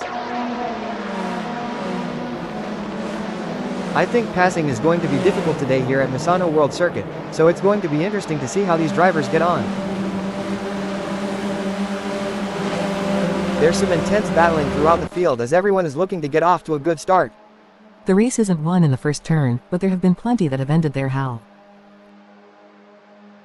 The tension is palpable here. No one will want to make a crucial mistake on the first lap.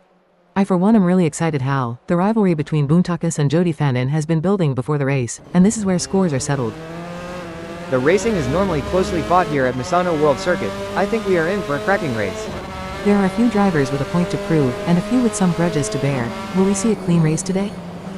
Having started in 3, Boontakis will be looking to establish themselves in this race.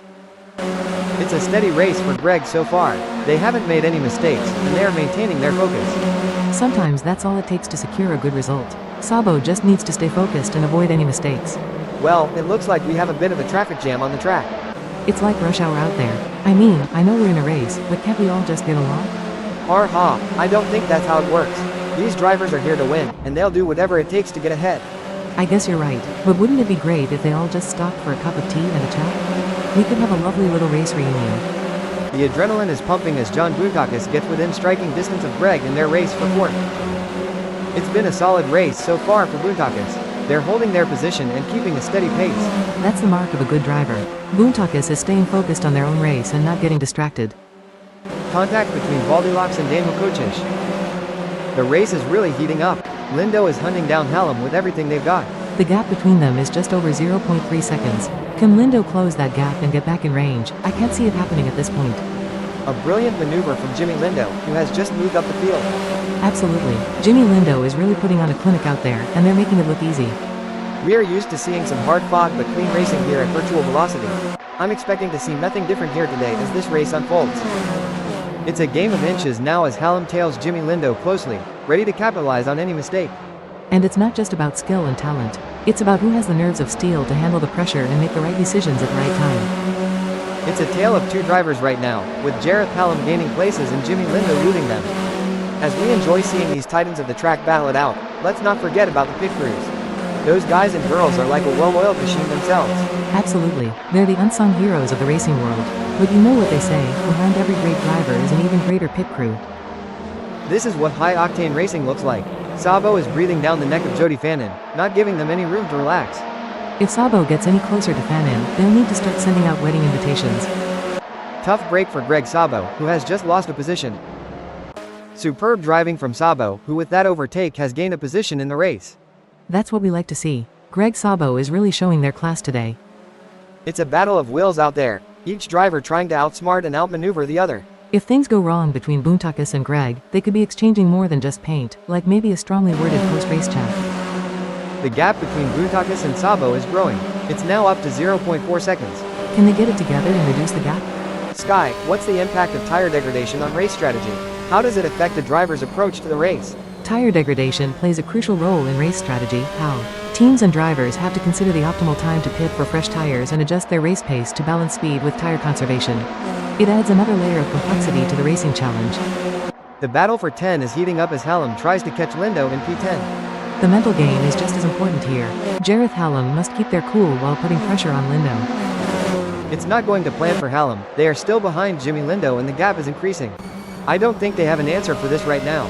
You know, Sky, it's been a relatively quiet race so far. That's right, How. The drivers seem to be pacing themselves and waiting for the right moment to make their move. It's like watching a slow dance. Coming into Kerma Tramonto, T9, T10, the fight for second is heating up. Who will be the first to blink? It seems like Fannin is struggling. They are not able to maintain their pace. Can Jody Fannin refocus and start putting in the lap times we know they are capable of? You can feel the tension in the air. The drivers are all focused, putting everything on the line for a chance at victory, pushing themselves and their machines to the limit. And let's not forget about the incredible machines themselves. Absolutely. It's amazing to think about the kind of engineering and innovation that goes into making these vehicles. But it all comes down to the drivers, who have to be able to handle the power and speed. It's going to be thrilling seeing how this race turns out. Seems like Kocic is getting in range of Constable Barry. Do they have the speed for a move, and more importantly, do they have the talent? Fantastic move from Daniel, who has just gained a position.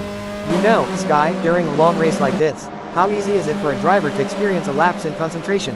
It can be quite easy, How. With so many factors to consider and the intense concentration required, even the most experienced drivers can have a momentary lapse. That's why mental training and staying in the zone are so important. It's neck and neck, the closest battle we've seen in a while. A great moment for Lindo, who has just gained a place and moved up the standings. There has been a crash. Jimmy Lindo has come together with Valdilocks. What comes around is all around. The tension is palpable. Who will come out on top in this epic showdown? One wrong move and we could see a spectacular new synchronized pirouette performance by Kocic and DCB, though I doubt the judges would give them a perfect score. It seems like Daniel has got the bit between their teeth, improving on David's lap time there. As long as Daniel can maintain that consistency and pace, it will be interesting to see. You know, Sky, I've always wondered, how do racing drivers stay so cool and collected under such immense pressure? Well, how? It comes down to mental strength and training. Drivers often work with sports psychologists and practice techniques like meditation and visualization to help them stay calm and focused during high-pressure situations. Norton is running 11. They are trying to catch Valdilocks. One important aspect here is choosing the right braking points. Norton needs to be precise to avoid overshooting and losing valuable time. Norton is pushing hard and has reduced the gap to Stokes to 0.3 seconds. Exactly what Elliott Norton needed. They can't afford to lose any more ground to Chris. Great driving from Elliott Norton, who has just gained a place and moved up to 10th. You can't argue with results like that. Elliott is really making their mark on this race. It looks like Jimmy Lindo is caught up in a significant incident. It's an intense battle for position as Donkey Kong tries to outmaneuver David Constable Barry. This is edge of your seat racing. A great pass for Daniel as they pick off other drivers and move up the field. Meanwhile, David Constable Barry has lost ground. Go, go, go, that's what we want to see. It's a thrilling pursuit as Hallam is right behind Chris, keeping the pressure on for 10th place. Big gains for Jareth as they move up the field, leaving Chris Stokes behind. The gap between Jareth Hallam and Chris Stokes is getting smaller. This is where the race gets really exciting. Both drivers will be pushing to the limit to gain the advantage. This is what racing is all about. Two fierce competitors pushing each other to the limit. When I was racing, we had a saying, if you're not living on the edge, you're taking up too much space. Dominic is definitely living on the edge today. Holy moly, that is some serious contact between Nigel Walters and David Constable Barry. I hope they can both continue and make it to the end. Things are heating up as Dom closes in on Lindo. The gap between them is down to practically nothing. The chase between Faubourg and Lindo is like a high-speed game of tag only, the stakes are much higher. A tough moment for Dominic Faubourg, who has just lost a place, dumping them down to 9th. Definitely, but Dom is a skilled driver, and they have what it takes to fight back and regain that position. A brilliant maneuver from Dominic Faubourg, who has just moved up the field. Impressive. Dominic is really showing their skill and determination out there. Look at that, they're trading places in every turn, a constant game of cat and mouse. Each driver knows one mistake could cost them dearly.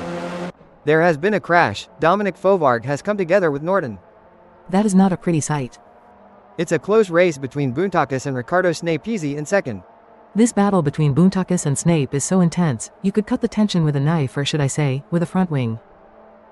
John Boontakis is trying their best, but can't seem to find the pace to keep up with the mid-table bandit at the moment. This is a tough situation for John Boontakis. They need to find a way to pick up some speed and close that gap. Look at the way the drivers are hugging those corners, it's like they're on rails. Speaking of rails, did you know that the first racetrack was built on a railway in 1896? I bet those drivers were chugging along. I bet they were. But things have come a long way since then, haven't they? Definitely, it's amazing to think about the technology that goes into these cars now. I mean, they have more computing power than some countries. The gap between Faubourg and Stokes is razor thin as they vie for 8th in this nail-biting contest. Faubourg needs to get more consistent. Sky they have just put in a slower lap than Chris. Looks like we might have a great battle starting here between Stokes in 8th and Faubourg. It's been tense with a gap of only 0.3 seconds. Some great driving from Baldilocks, who has increased their lead over Dom and is starting to put some distance between them. The excitement is palpable. This is going to be a race for the ages. The drivers are executing their strategies to perfection, making the most of every opportunity. This is what top-level racing is all about. This is a thrilling battle as Hallam edges closer to Dominic in their fight for P9. The gap is 0.4 seconds now. Jareth Hallam is going to have to work a bit harder to close that gap with Dominic. Jareth Hallam has just put in a faster lap than Dom, so that's going to give them something to worry about.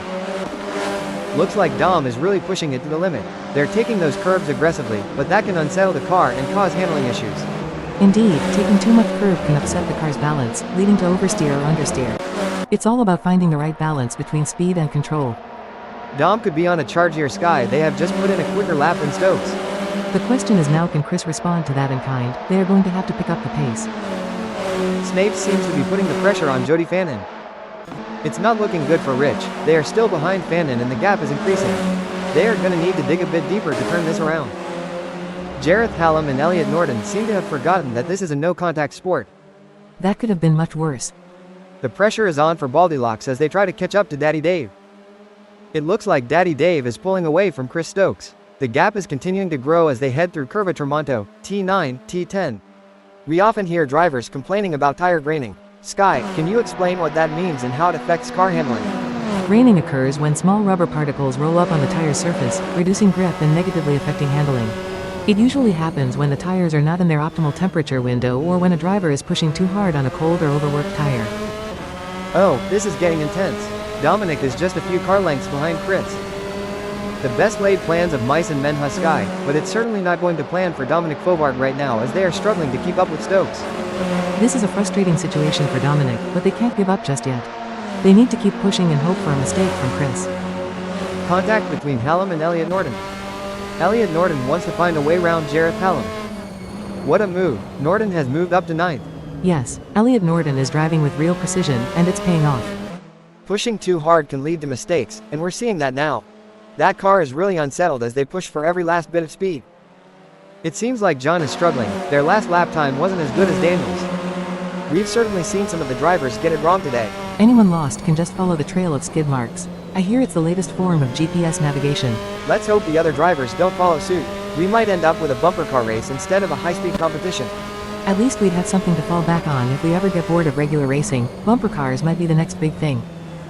Elliot is giving it their all as they chase down Jareth Hallam in P8. Superb driving from Elliot Norton, who with that overtake has gained a position in the race.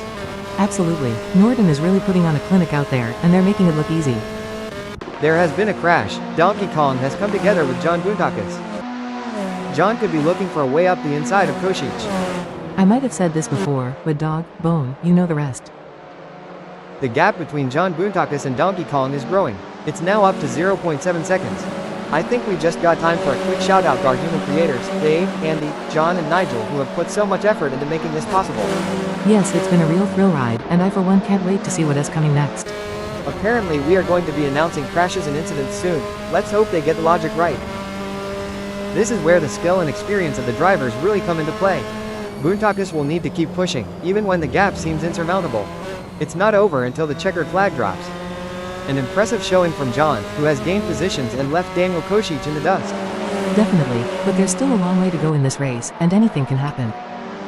The pursuit is on. Košić is closing the gap on John Boontakis, determined to claim P3. It looks like Daniel is making a move. The gap to John Boontakis is now down to 0.3 seconds. The race is heating up as Greg Savo in 15th closes in on Josh Mitchell. The gap is just over a second, and I'm sure they are going to do everything possible to try and close the distance. They're not giving up without a fight. This is where experience comes into play. Josh Mitchell has been in this position before and knows how to defend their position. But Sabo is hungry for success and won't give up easily. Will we see a clash of the Titans? It's not going to plan for Sabo. They are still behind Josh Mitchell and the gap is increasing. I don't think they have an answer for this right now. Hey, Sky, you've had your fair share of races with little action.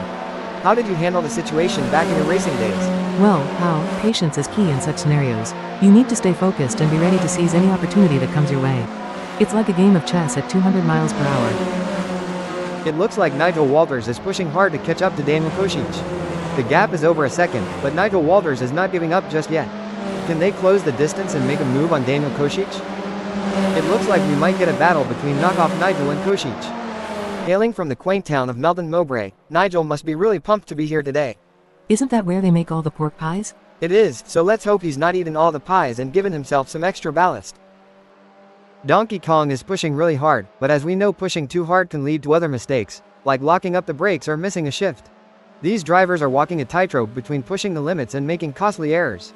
Absolutely, it's all about finding that sweet spot where you're pushing the car to its limits without crossing the line into reckless driving. That's where experience and skill come into play. Good news for Daniel Košić, the gap to Boontakis has decreased. It's now down to 0.1 seconds. It's looking good for Daniel, who has gained places and put some distance between themselves and John Boontakis. Absolutely, Košić is showing great pace and determination, but they can't get too confident. There are still plenty of challenges ahead. Things are heating up as David Constable Barry tries to close the gap to Chris Stokes. It's a game of strategy now as David hunts down Stokes. Yes, it's all about choosing the right moments to push and when to conserve energy, waiting for the perfect opportunity to strike. Looking at the lap times, David is not on pace with Chris Stokes. Can they turn it around? The drivers have been working hard to come up with the perfect race strategy. They've been looking at the weather, the track conditions and the performance of their cars. Now it's time to put that strategy into action and see if it pays off. Oh, this is getting intense. Constable Barry is just behind Stokes. It's a battle for position as DCB tries to make a move on Stokes. This is what racing is all about. It seems like David has got the bit between their teeth, improving on Stokes' lap time there. And we're back, where the drivers are showing us some incredible skills. Indeed, Hal, it's always exciting to see these skilled machines on the tracks. I mean, drivers, I always get them confused. Walters is on a mission, chasing John Boontakis, who's desperately trying to stay ahead. Fantastic move from Nigel Walters, who has just gained a position. I hear that Nigel is a pretty keen skier and snowboarder. He's certainly got a mountain to climb if he wants to do well in this race. The intensity is off the charts as Chris Stokes hounds David, both drivers pushing themselves to the absolute limit. If Goldilocks pushes too hard, they might find themselves exploring the scenic route, and nobody's got time for sightseeing during a race. Chris Stokes is trying their best, but can't seem to find the pace to keep up with DCB at the moment. This is where the race gets really interesting. Dominic Faubourg is closing in on Norton. The gap between Dominic and Norton is widening. It's now up to 0.5 seconds. This is where the mental toughness of Dom comes into play. They need to try push, even when things aren't going their way. The crowd is on tender hooks as Boontakis in 5th chases after Nigel Walters. The gap is just over a second, and you can feel the tension in the air. Can John Boontakis find a way to catch up? John needs to get more consistent. Sky, they have just put in a slower lap than Walters. It will be interesting to see if Nigel Walters can keep outpacing Boontakis.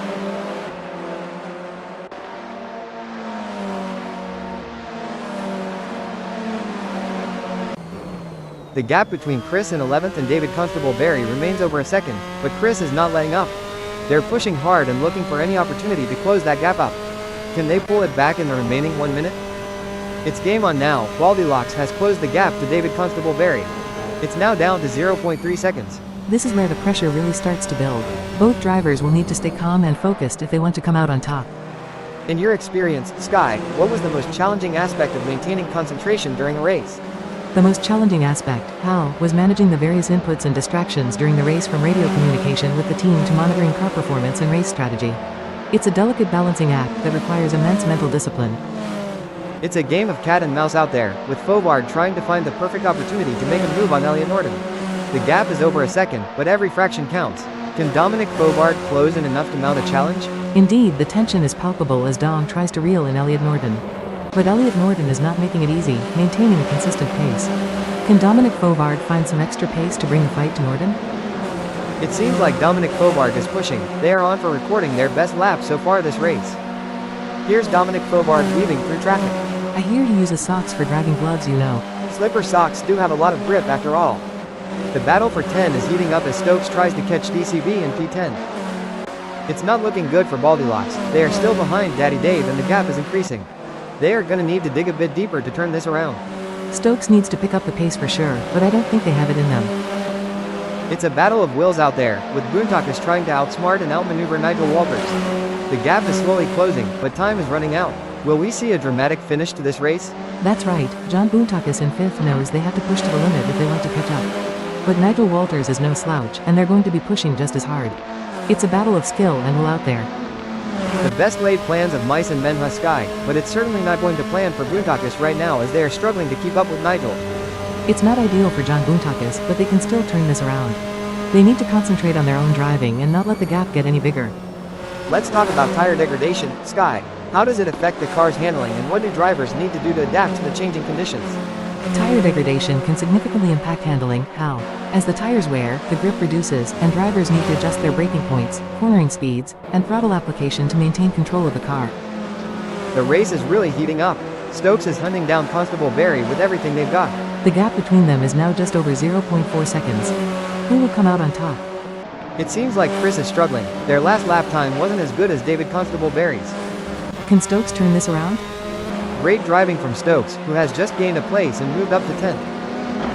The tension is building as Lindo trails behind John Boontakis. The gap is slowly but surely decreasing, and the pressure is mounting. Can John Boontakis hold on, or will Jimmy Lindo be able to close them down? Lindo has just put in a faster lap than John, so that's going to give them something to worry about.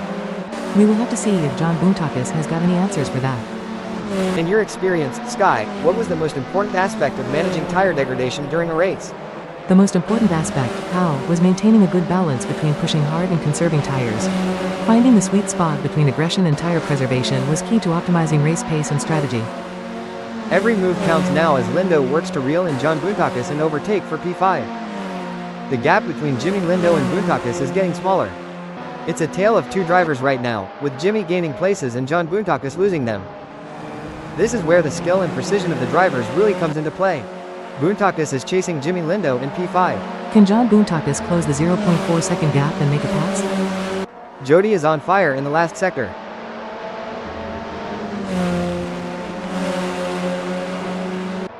The leader has just finished the race. A fantastic result for Jody Fannin. Some might say that second place is the first loser, but Riccardo Snapisi certainly doesn't see it that way. They put in a phenomenal effort and should be proud of their impressive result. Intense race, but Rich held their nerve and earned a great second place. Well done to Kosic for securing third place on the podium. Nigel Walters end in fourth. Fifth sees Jimmy Lindo. Sixth is John Boontakis. Finishing 7th, 8th, and 9th is Elliot Norton, Dominic Fobart, and Jareth Hallam. Chris Stokes, David Constable Barry, and Phil Bodkin take 10th, 11th, and 12th. In 13th, it's David Johnston. Greg Sabo claim 14th.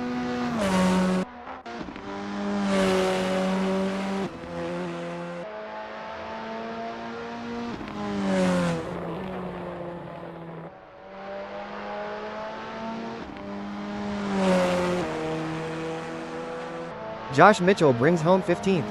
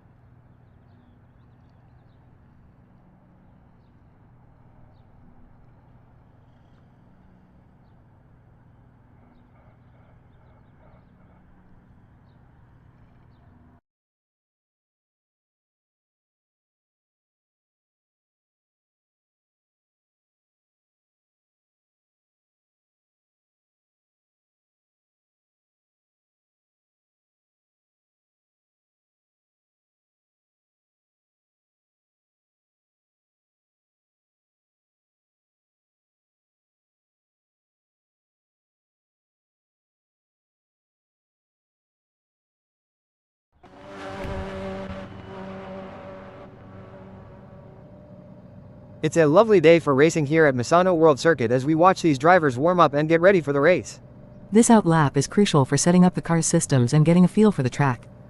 Jody Fannin is on their practice outlap, warming up the tires. Greg Sabo begins their outlap, feeling out the track conditions. Greg Sabo will be testing the limits, making sure everything's in sync for the faster laps to come.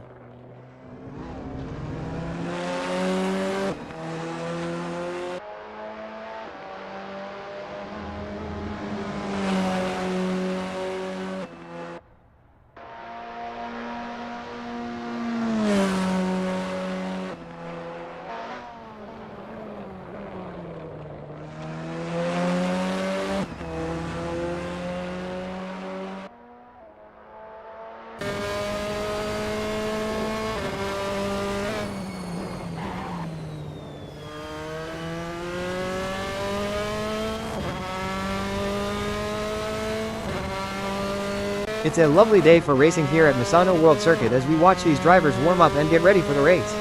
This out lap is crucial for setting up the car's systems and getting a feel for the track.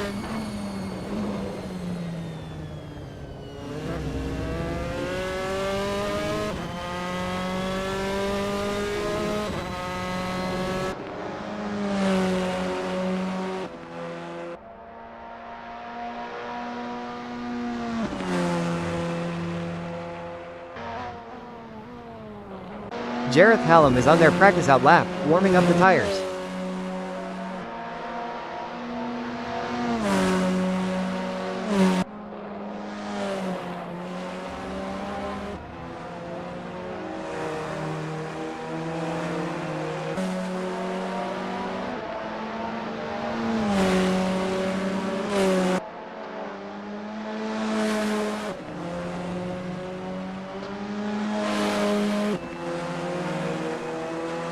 Phil Bodkin begins their out lap, feeling out the track conditions.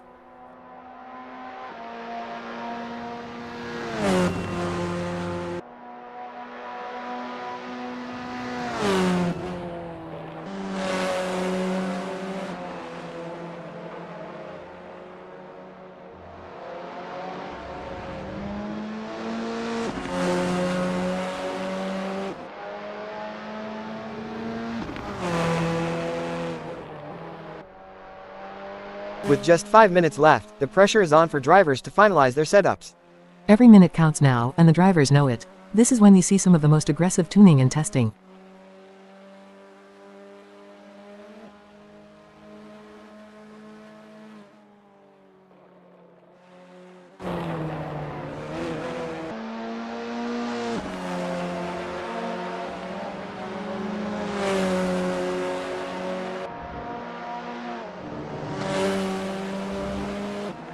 It's a lovely day for racing here at Misano World Circuit as we watch these drivers warm up and get ready for the race. Nigel Walters will be testing the limits, making sure everything's in sync for the faster laps to come.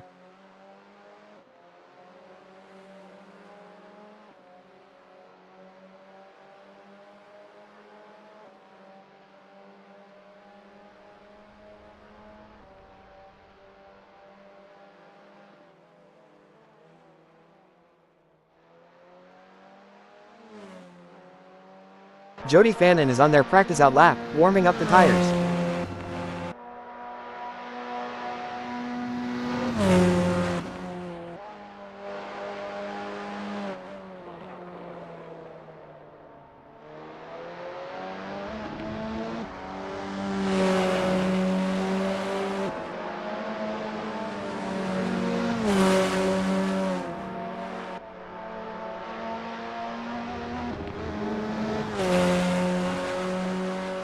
Phil Bodkin begins their out lap, feeling out the track conditions.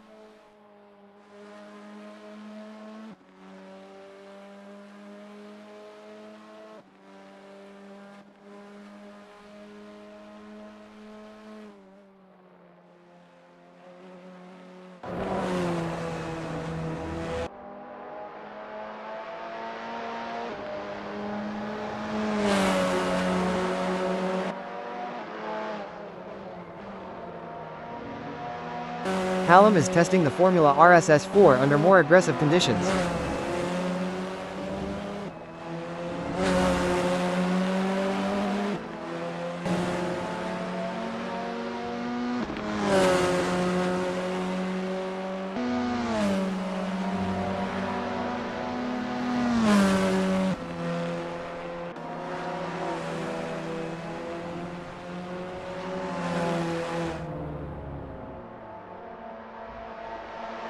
It's a lovely day for racing here at Misano World Circuit as we watch these drivers warm up and get ready for the race.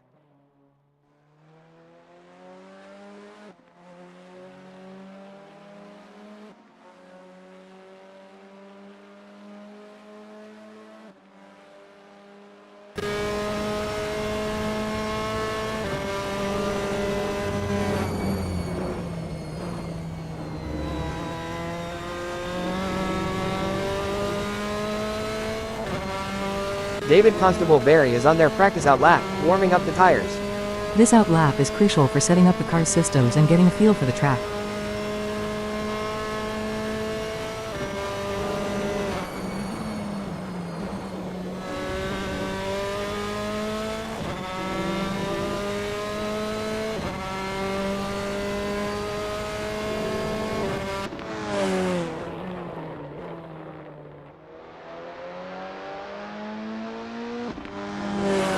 Jimmy Lindo begins their out lap, feeling out the track conditions. Jimmy Lindo will be testing the limits, making sure everything's in sync for the faster laps to come.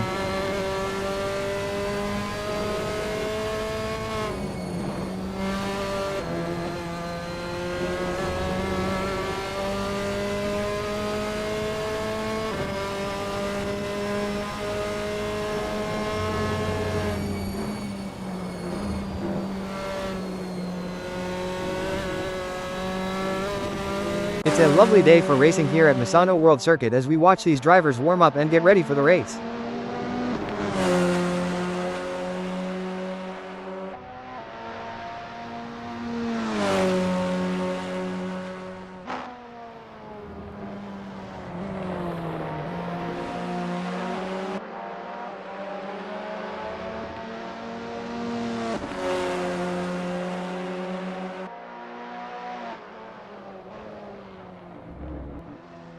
Jimmy Lindo is on their practice out lap, warming up the tires.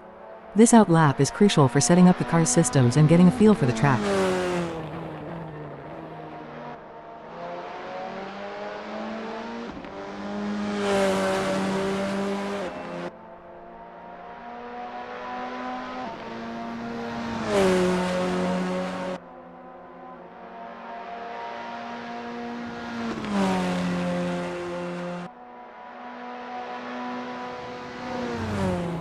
Norden just clocked 139.593, can they improve on this lap?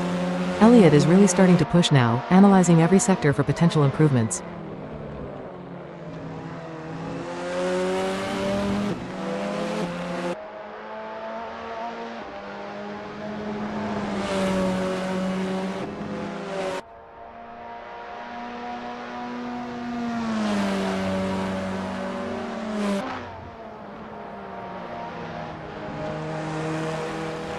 Daniel Košić is now on their first flying lap, let's see what they can do.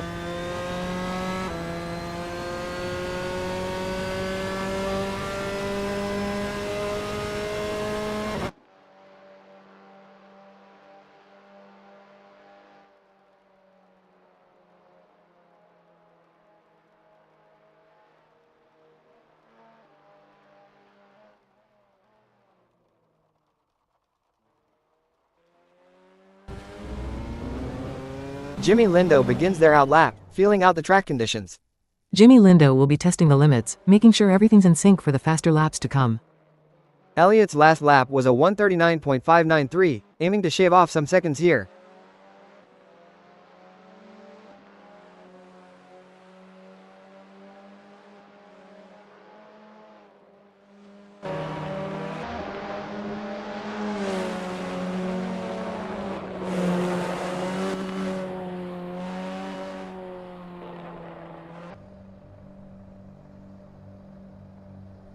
It's a lovely day for racing here at Misano World Circuit as we watch these drivers warm up and get ready for the race. This out lap is crucial for setting up the car's systems and getting a feel for the track.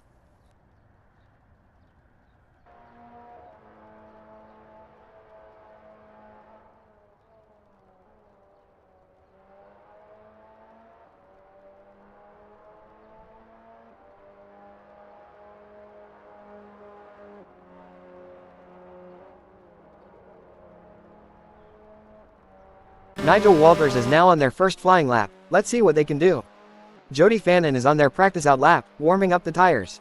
Jody Fannin will be testing the limits, making sure everything's in sync for the faster laps to come.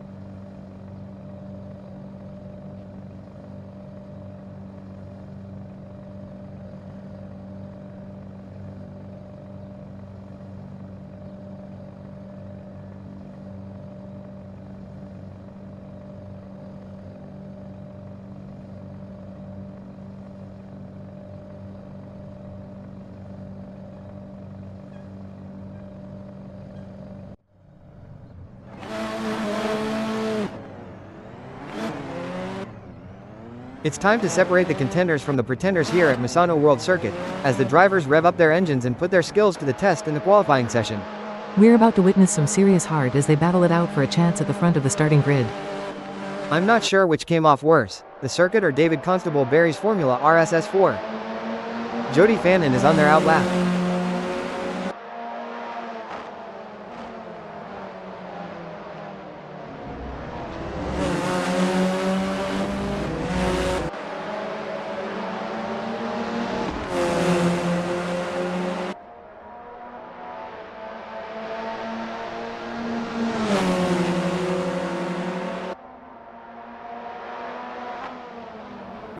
It looks like Elliott is getting ready to make their move. They're taking their time to warm up those tires and get everything just right. Patience is key in these early moments, Hal. But I have a feeling Norton is going to make it count.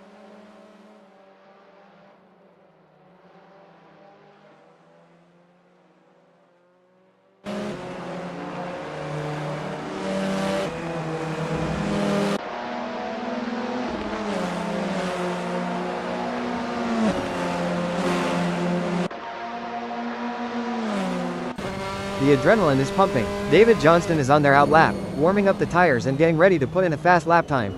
These are the moments that really matter. Let's see if David Johnston can deliver.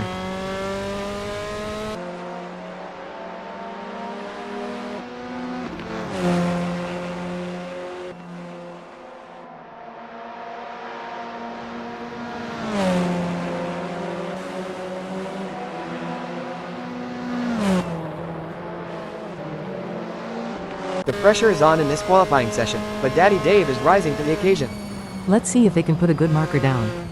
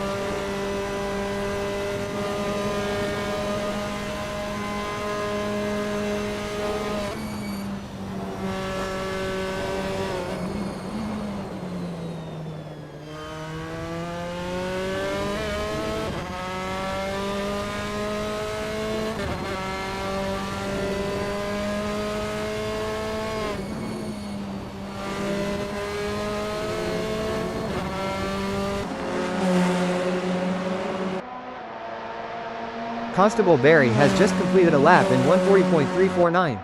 Let's see if they can improve on that time further. This is what it's all about. Sabo is putting on a show for the fans in this qualifying session. It's always impressive to see a driver in the zone like this, Hal. Let's see if they can maintain this pace.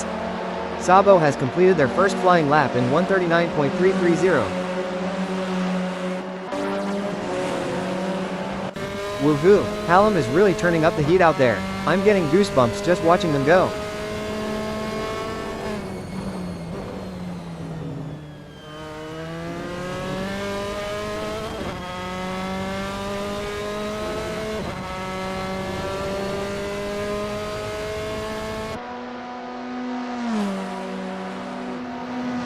I don't know about you, but I think Jimmy Lindo might have a secret rocket booster hidden in their car. They're just that fast. I think we might need to start calling Jimmy Lindo a Flash after that incredible lap time. What do you think, Hal? What a performance from Elliott. They currently occupy 5th on the grid. Can they maintain this strong position and secure a favorable starting spot? You're spot on, Hal. Norton's current position of 5th is a testament to their skills and determination. Now, they face the challenge of maintaining their position against hungry rivals.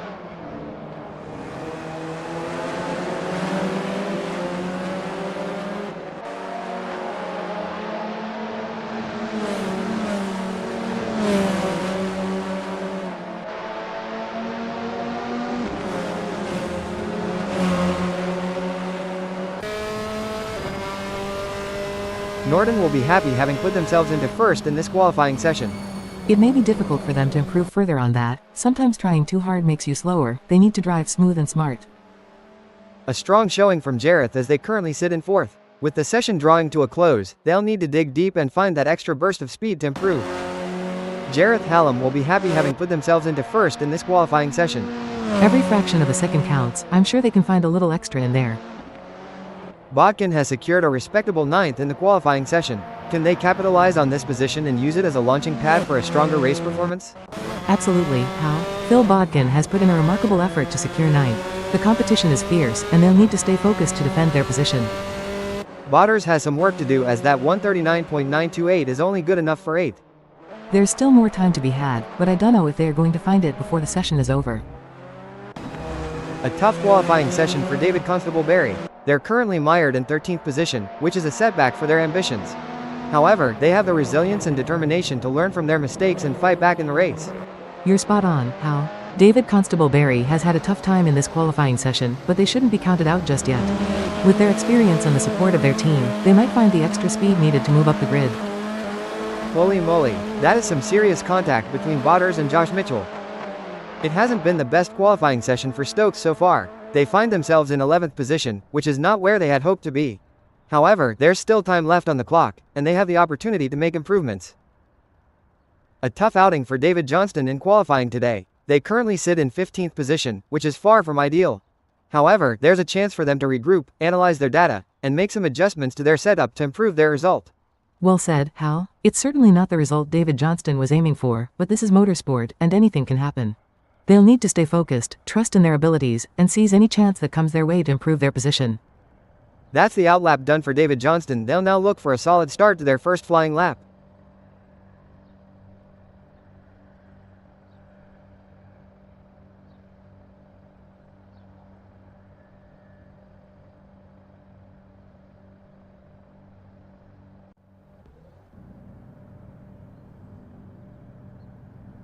A gentle breeze is stirring at Misano World Circuit today, perfect for the start of the race. Jareth Hallam has the inside track from pole. A target on their back, Jareth Hallam must in a Euro T get complacent. Holding strong in second place is Elliott Norton.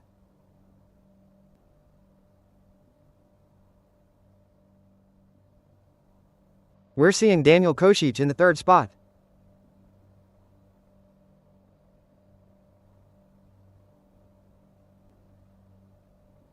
Sitting in 4th, it's Greg Sabo. Greg will be expecting to bring home solid points.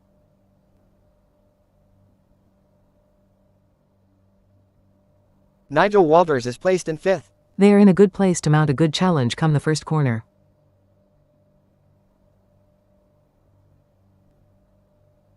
Starting from 6th on the grid is a good position for Jimmy Lindo to launch an attack. They've got the heart of a lion, and they won't back down from a challenge. Rich Snape is 7th.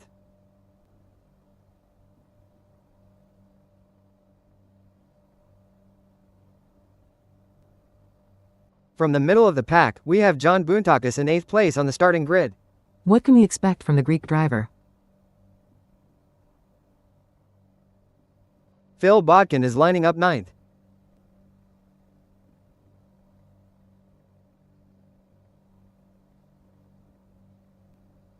Sitting in 10th is Jody Fannin. They would have liked to be higher up, but that's not going to stop Jody Fannin fighting their way through. Chris Stokes has some work to do from 11th on the grid, but they're not out of the race yet.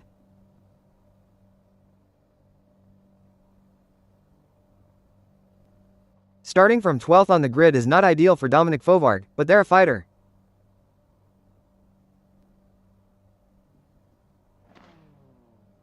Starting from 13th on the grid is a tough ask for David Constable Barry, but they're up for the challenge.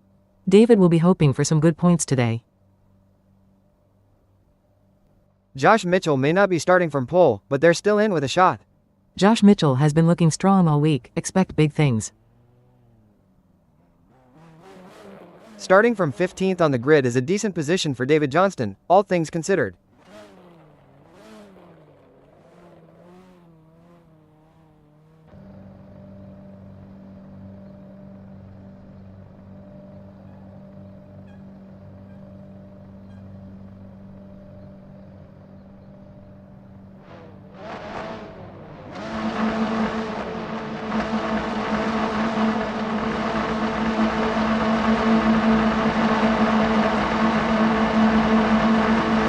Flag drops. The race is officially underway. With adrenaline running high, some drivers may take unnecessary risks. Staying patient and knowing when to make a move is essential for a strong start. The pressure is on whilst the field is bunched. Who can keep their cool and take advantage? There has been a crash. Snape has come together with Boontakis. Settling into a rhythm is going to be crucial here.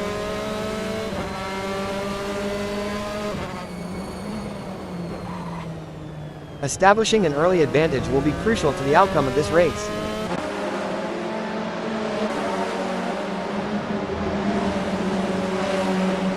The drivers are jockeying for position. John Boontakis will be looking to get off to a good start and consolidate their position. Let's hope they all brought their games today. As the drivers get this race underway, let me give a shout out to the admin team at Virtual Velocity for making this all possible.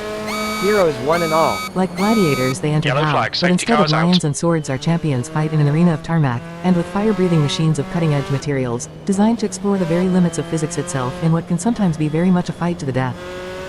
Sweet baby Jesus. Mistakes so near the start are going to have an impact for the whole race. Is there a better sight than a field of elite racing drivers battling for position? I'm really looking forward to seeing how this race unfolds. I can't wait to see how this race will play out. I think passing is going to be difficult today here at Misano World Circuit, so it's going to be interesting to see how these drivers get on. All the drivers will be jostling for the best position. How some of them may not make it to the second lap in one piece. The racing is normally closely fought here at Misano World Circuit. I think we are in for a cracking race. All the drivers will be trying to take advantage of the pack whilst they're still bunched up.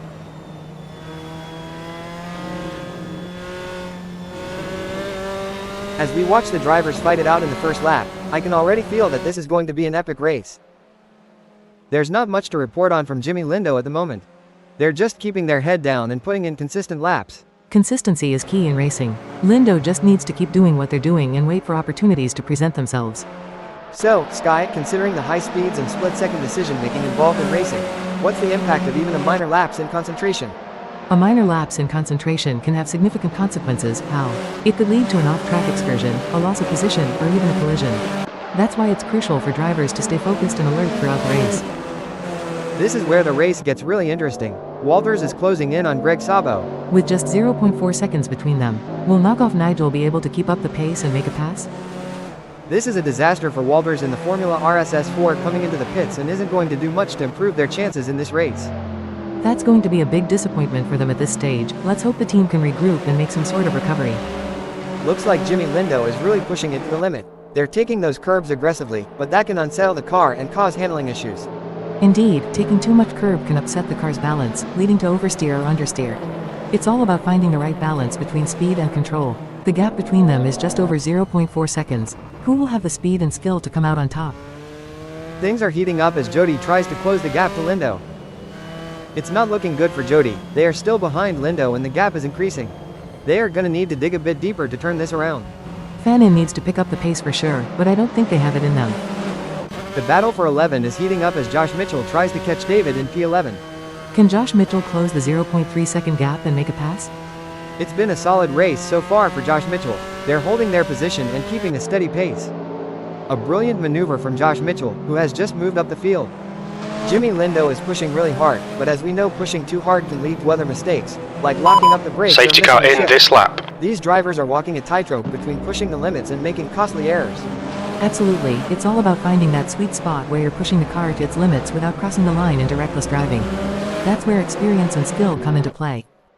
Snapes is placed 10th at the moment. They are hoping to keep their distance ahead of David Constable Barry, who is 0.4 seconds behind. Get ready, safety car's clear. He's pulling away. Rich Snape is increasing the gap to David. The mid-table bandit is going well. If he gets too far up the order, he'll get a Green, nosebleed. green, green, let's go. The race is really heating up. Jareth Hallam is hunting down Norton with everything they've got. It's a game of strategy now as Hallam hunts down Elliot Norton.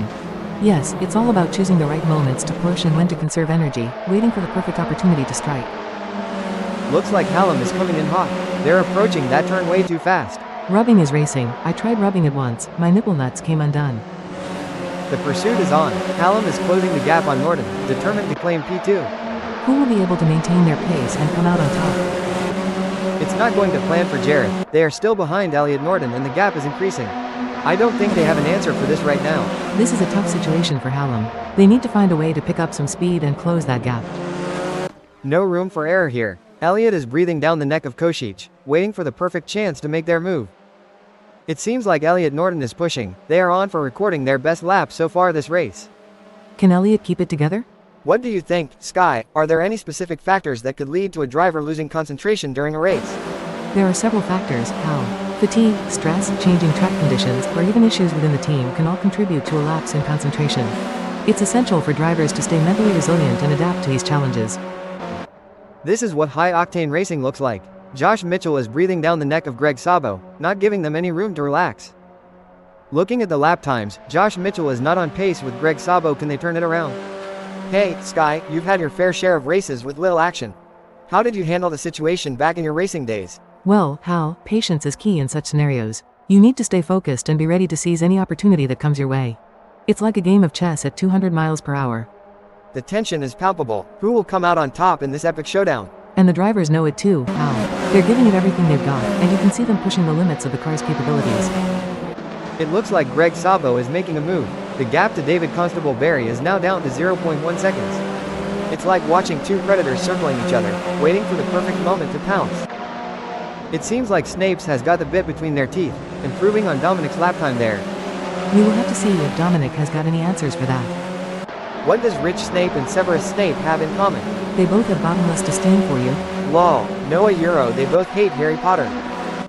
It's an intense battle for position as Chris tries to outmaneuver Jareth Hallam. This is edge of your seat racing. This is where the mental game comes into play. Who will keep their cool under pressure? Chris or Hallam? It's anyone's race. The drivers are getting faster as they settle into their cars and get used to the conditions, with Baldilocks just putting in their best lap so far with a 1 minute. The excitement is palpable. This is going to be a race for the ages. The drivers are executing their strategies to perfection, making the most of every opportunity. This is what top-level racing is all about. Coming into Rettilineo Opposto, T7, the fight for 8th is heating up. Who will be the first to blink? If David Johnston pushes too hard, they might find themselves exploring the scenic route, and nobody's got time for sightseeing during a race. Tough break for David Johnston, who has just lost a position. That's got to be frustrating. But David Johnston is a skilled driver, and they have what it takes to battle their way back up the field. A setback for David Johnston, who has just been passed. Definitely, but David Johnston is a skilled driver, and they have what it takes to fight back and regain that position. They're going side by side, door handle to door handle.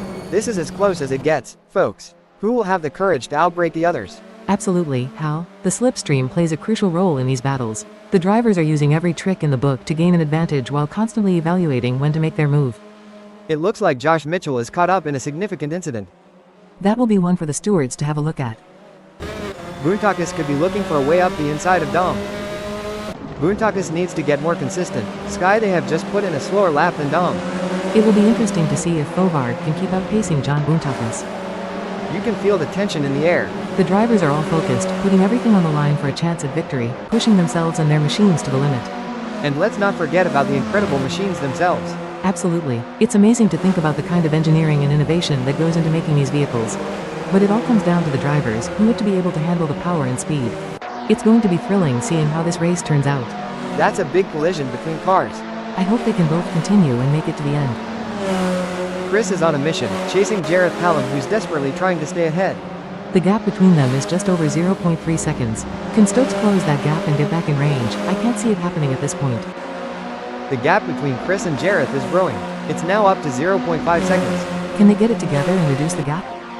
Wow, Greg Sabo is really pushing hard to catch up to David. There's blood in the water for 9th place. Greg Sabo is trying their best, but can't seem to find the pace to keep up with David at the moment. Sabo needs to keep pushing, even when things aren't going their way. If they can close the gap down, they may be able to bring the fight to David. Norton wants to get into DK slipstream. Greg Sabo and David Constable Barry seem to have forgotten that this is a no-contact sport. Oh, this is getting intense. Norton is just behind Daniel Kochish. Elliott is on a charge. Their split time shows they have upped their pace. It's a tale of two drivers right now, with Norton gaining places and Daniel Kochish losing them. Things are heating up as Hallam closes in on Fannin. The gap between them is down to practically nothing. A misjudgment by either driver could result in a close encounter of the tire barrier kind, and that's one handshake they'll want to avoid. The gap between Jareth Hallam and Fannin is widening. It's now up to 0.4 seconds. A little bit of contact between Norton and Daniel Kochish. It's a close race between Greg and Constable Barry in 9th. As a former driver, I can tell you there's nothing quite like the adrenaline rush when you're this close to your rival, ready to make your move. Greg Sabo is pushing hard and has reduced the gap to Constable Barry to 0.1 seconds. An impressive showing from Sabo, who has gained positions and left David Constable Barry in the dust. Look at that, Jareth is hot on the tail of Jody. Jareth is in the flow, putting in their best lap so far.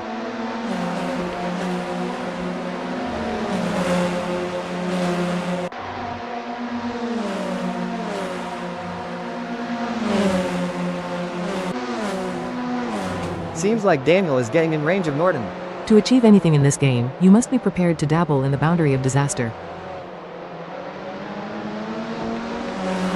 Daniel appears to be losing ground on Norton. They will need to pick up the pace a bit as they head into Curva Misano 1, T15, and see if they can get a good exit and gain some ground. How do racing drivers, like yourself back in the day, Sky, train themselves to maintain concentration for long periods of time? Mental training is a huge part of a driver's preparation, Hal.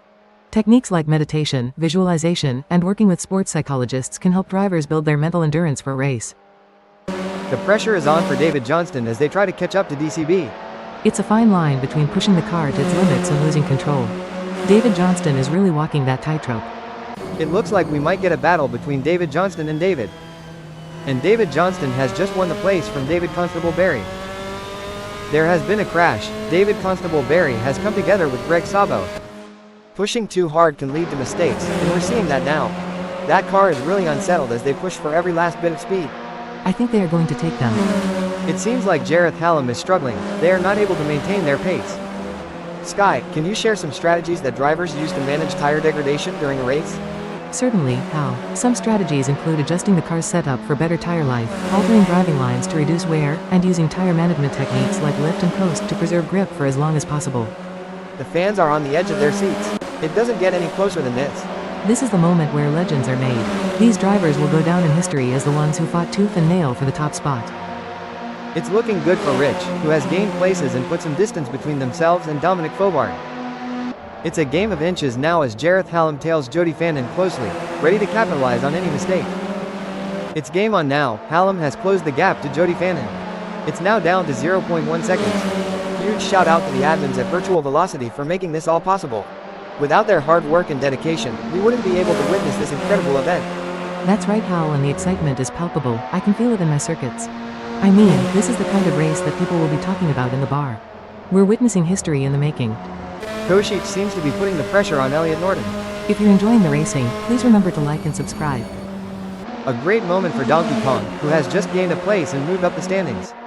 The gap between Daniel Kocic and Norton is getting smaller. Hold on to your hats, folks. Dominic is right on the heels of Rich Snape, and we're in for a wild ride. Holy moly, that is some serious contact between Norton and Daniel Kocic. It's a nail-biting showdown between these three drivers. They're nose to tail, pushing their limits in every corner. You hit the nail on the head, Hal. The elite drivers truly stand out in moments like these. They have a sixth sense for identifying weaknesses and capitalizing on them with surgical precision. Some great driving from Lindo, who has increased their lead over Daniel and is starting to put some distance between them. It's clear that Lindo is dominating right now. They're making it very difficult for Donkey Kong to catch up. This is a thrilling battle as Botkin edges closer to David Constable Barry in their fight for P12. Good news for Phil Botkin, the gap to David has decreased. It's now down to 0.1 seconds. This is what racing is all about. It's anyone's game at this point. Who will come out on top? A great pass for Phil Botkin as they pick off other drivers and move up the field. Meanwhile, David Constable Barry has lost ground. This is what it's all about, folks. Lindo is in hot pursuit of Elliot Norton, who's just trying to stay ahead. Should things go awry, Jimmy Lindo and Elliot Norton might find themselves giving a whole new meaning to the term tandem drifting, though I doubt they'd enjoy it as much as the spectators. The action is non-stop as Kocic shadows Lindo through every twist and turn, determined to claim second. I remember being in a similar situation during my racing days. Kocic must be patient and wait for the perfect opportunity to overtake. Kocic is not able to keep their pace consistent. So far they are 1.56 seconds down.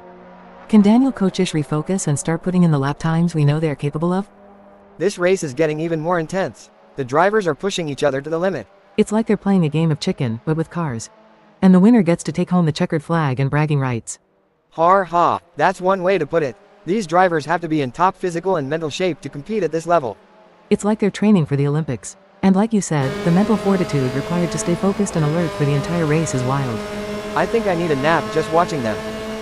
Oh my, Hallam is hot on the tail of Jody. As they come into Rettilineo, I'm sure they may have a cheeky peek up the inside. Kocic and Jimmy Lindo seem to have forgotten that this is a no-contact sport. This is where the skill and precision of the drivers really comes into play. Jareth Hallam is chasing Jody in P4. It's all about finding the perfect opportunity. Hallam has got to stay patient and wait for Fannin to make a mistake. Every move counts now as Kocic works to reel in Jimmy Lindo and overtake for P2. It seems like Donkey Kong is struggling. Their last lap time wasn't as good as Lindo's. Can Donkey Kong turn this around? Walters is looking for an opportunity to get round Sabo.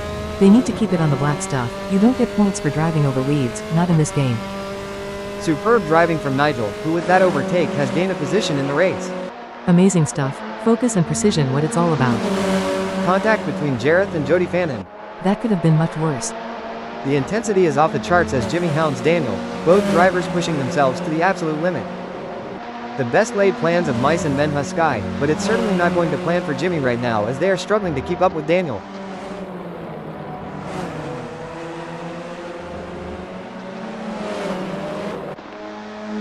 Stokes wants to close that gap with Jody Fannin.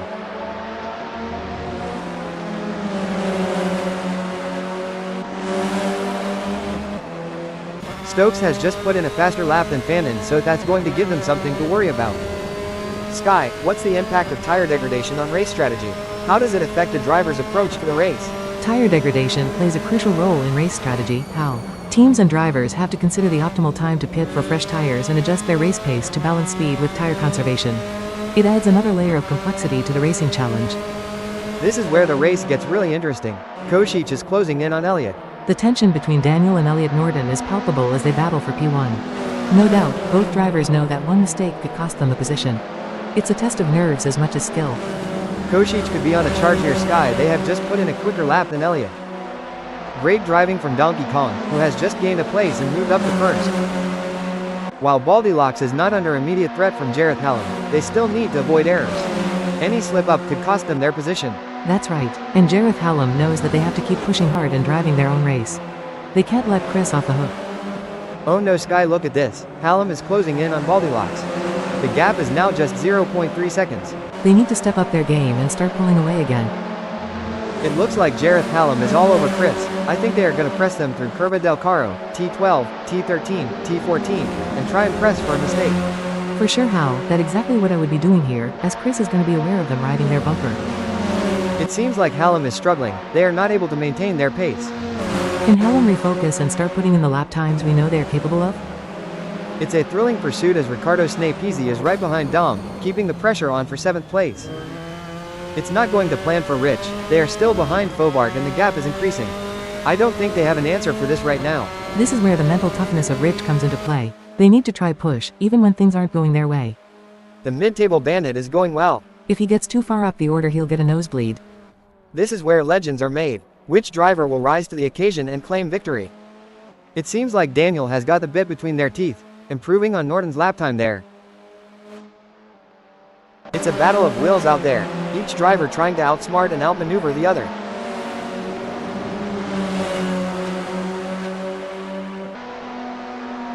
Looking at the lap times, Sabo is not on pace with David. Can they turn it around? It will be interesting to see if Constable Barry can keep outpacing Sabo. In your experience, Sky, what was the most important aspect of managing tire degradation during a race? The most important aspect, Hal, was maintaining a good balance between pushing hard and conserving tires. Finding the sweet spot between aggression and tire preservation was key to optimizing race pace and strategy. Looks like DK is really pushing it to the limit. They're taking those curbs aggressively, but that can unsettle the car and cause handling issues. Indeed, taking too much curb can upset the car's balance, leading to oversteer or understeer. It's all about finding the right balance between speed and control. Don't forget the role of aerodynamics. Daniel should use slipstreaming to their advantage and close the gap to Elliot Norton. It looks like DK is making a move. The gap to Elliot is now down to 0.2 seconds. I'm curious, Sky, can you tell us about any pre-race rituals you had when you were racing? Of course, Hal. Before every race, I would listen to a specific playlist of songs to help me get in the zone. I also had a lucky pair of socks that I would wear during races. It may sound silly, but those little rituals help me feel prepared and focused. The tension is building as Chris trails behind Jody Fannin. The gap is slowly but surely decreasing, and the pressure is mounting. Can Jody Fannin hold on, or will Chris Stokes be able to close them down? Baldylocks is pushing hard and has reduced the gap to Jody Fannin to 0.4 seconds. That's a great effort from Chris Stokes. They need to keep up the pressure and see if they can make a move. Things are heating up as Riccardo Snapezi tries to close the gap to Fobart. Rich needs to get more consistent. Sky, they have just put in a slower lap than Dominic Fobart. Can Riccardo Snapezi turn this around? The race is really heating up. Sabo is hunting down David Constable Barry with everything they've got. It's not looking good for Greg Sabo. They are still behind DCB and the gap is increasing. They are gonna need to dig a bit deeper to turn this around. It's not over yet, but Greg should get a move on if they want to catch up to David. It's a brilliant day for racing here at Misano World Circuit. I'm really enjoying this. This race is truly epic. What a treat to be sat here witnessing this spectacle. Fovart is giving it their all as they chase down Rich in P7. The gap between Dom and Rich is growing. It's now up to 0.9 seconds. The crowd is on its feet as David Johnston chases down Walters through Curva del Carro, T12, T13, T14. You know what they say, keep your friends close, and your racing rivals even closer. Looks like David Johnston is taking that advice to heart today. The gap between David Johnston and Nigel is widening. It's now up to 0.6 seconds.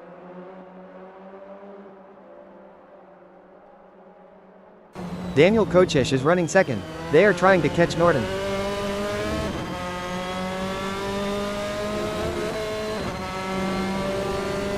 It seems like Kochish is struggling. Their last lap time wasn't as good as Elliot Norton's.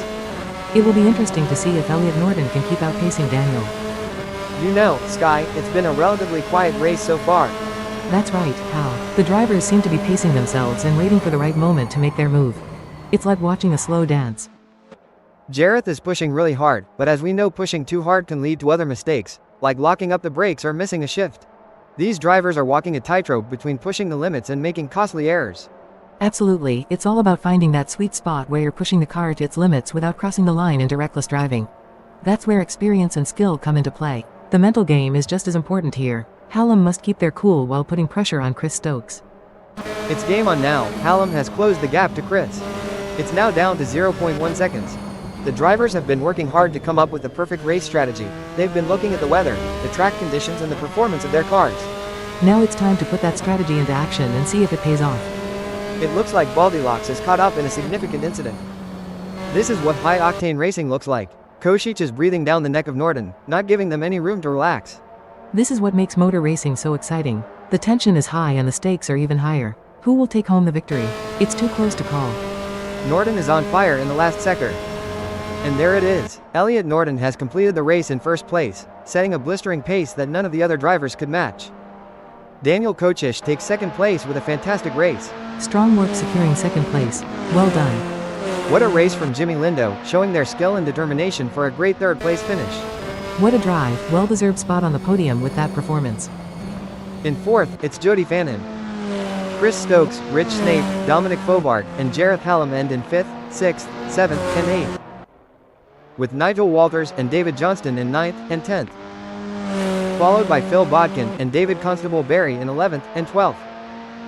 Coming in 13th we have Greg Sabo.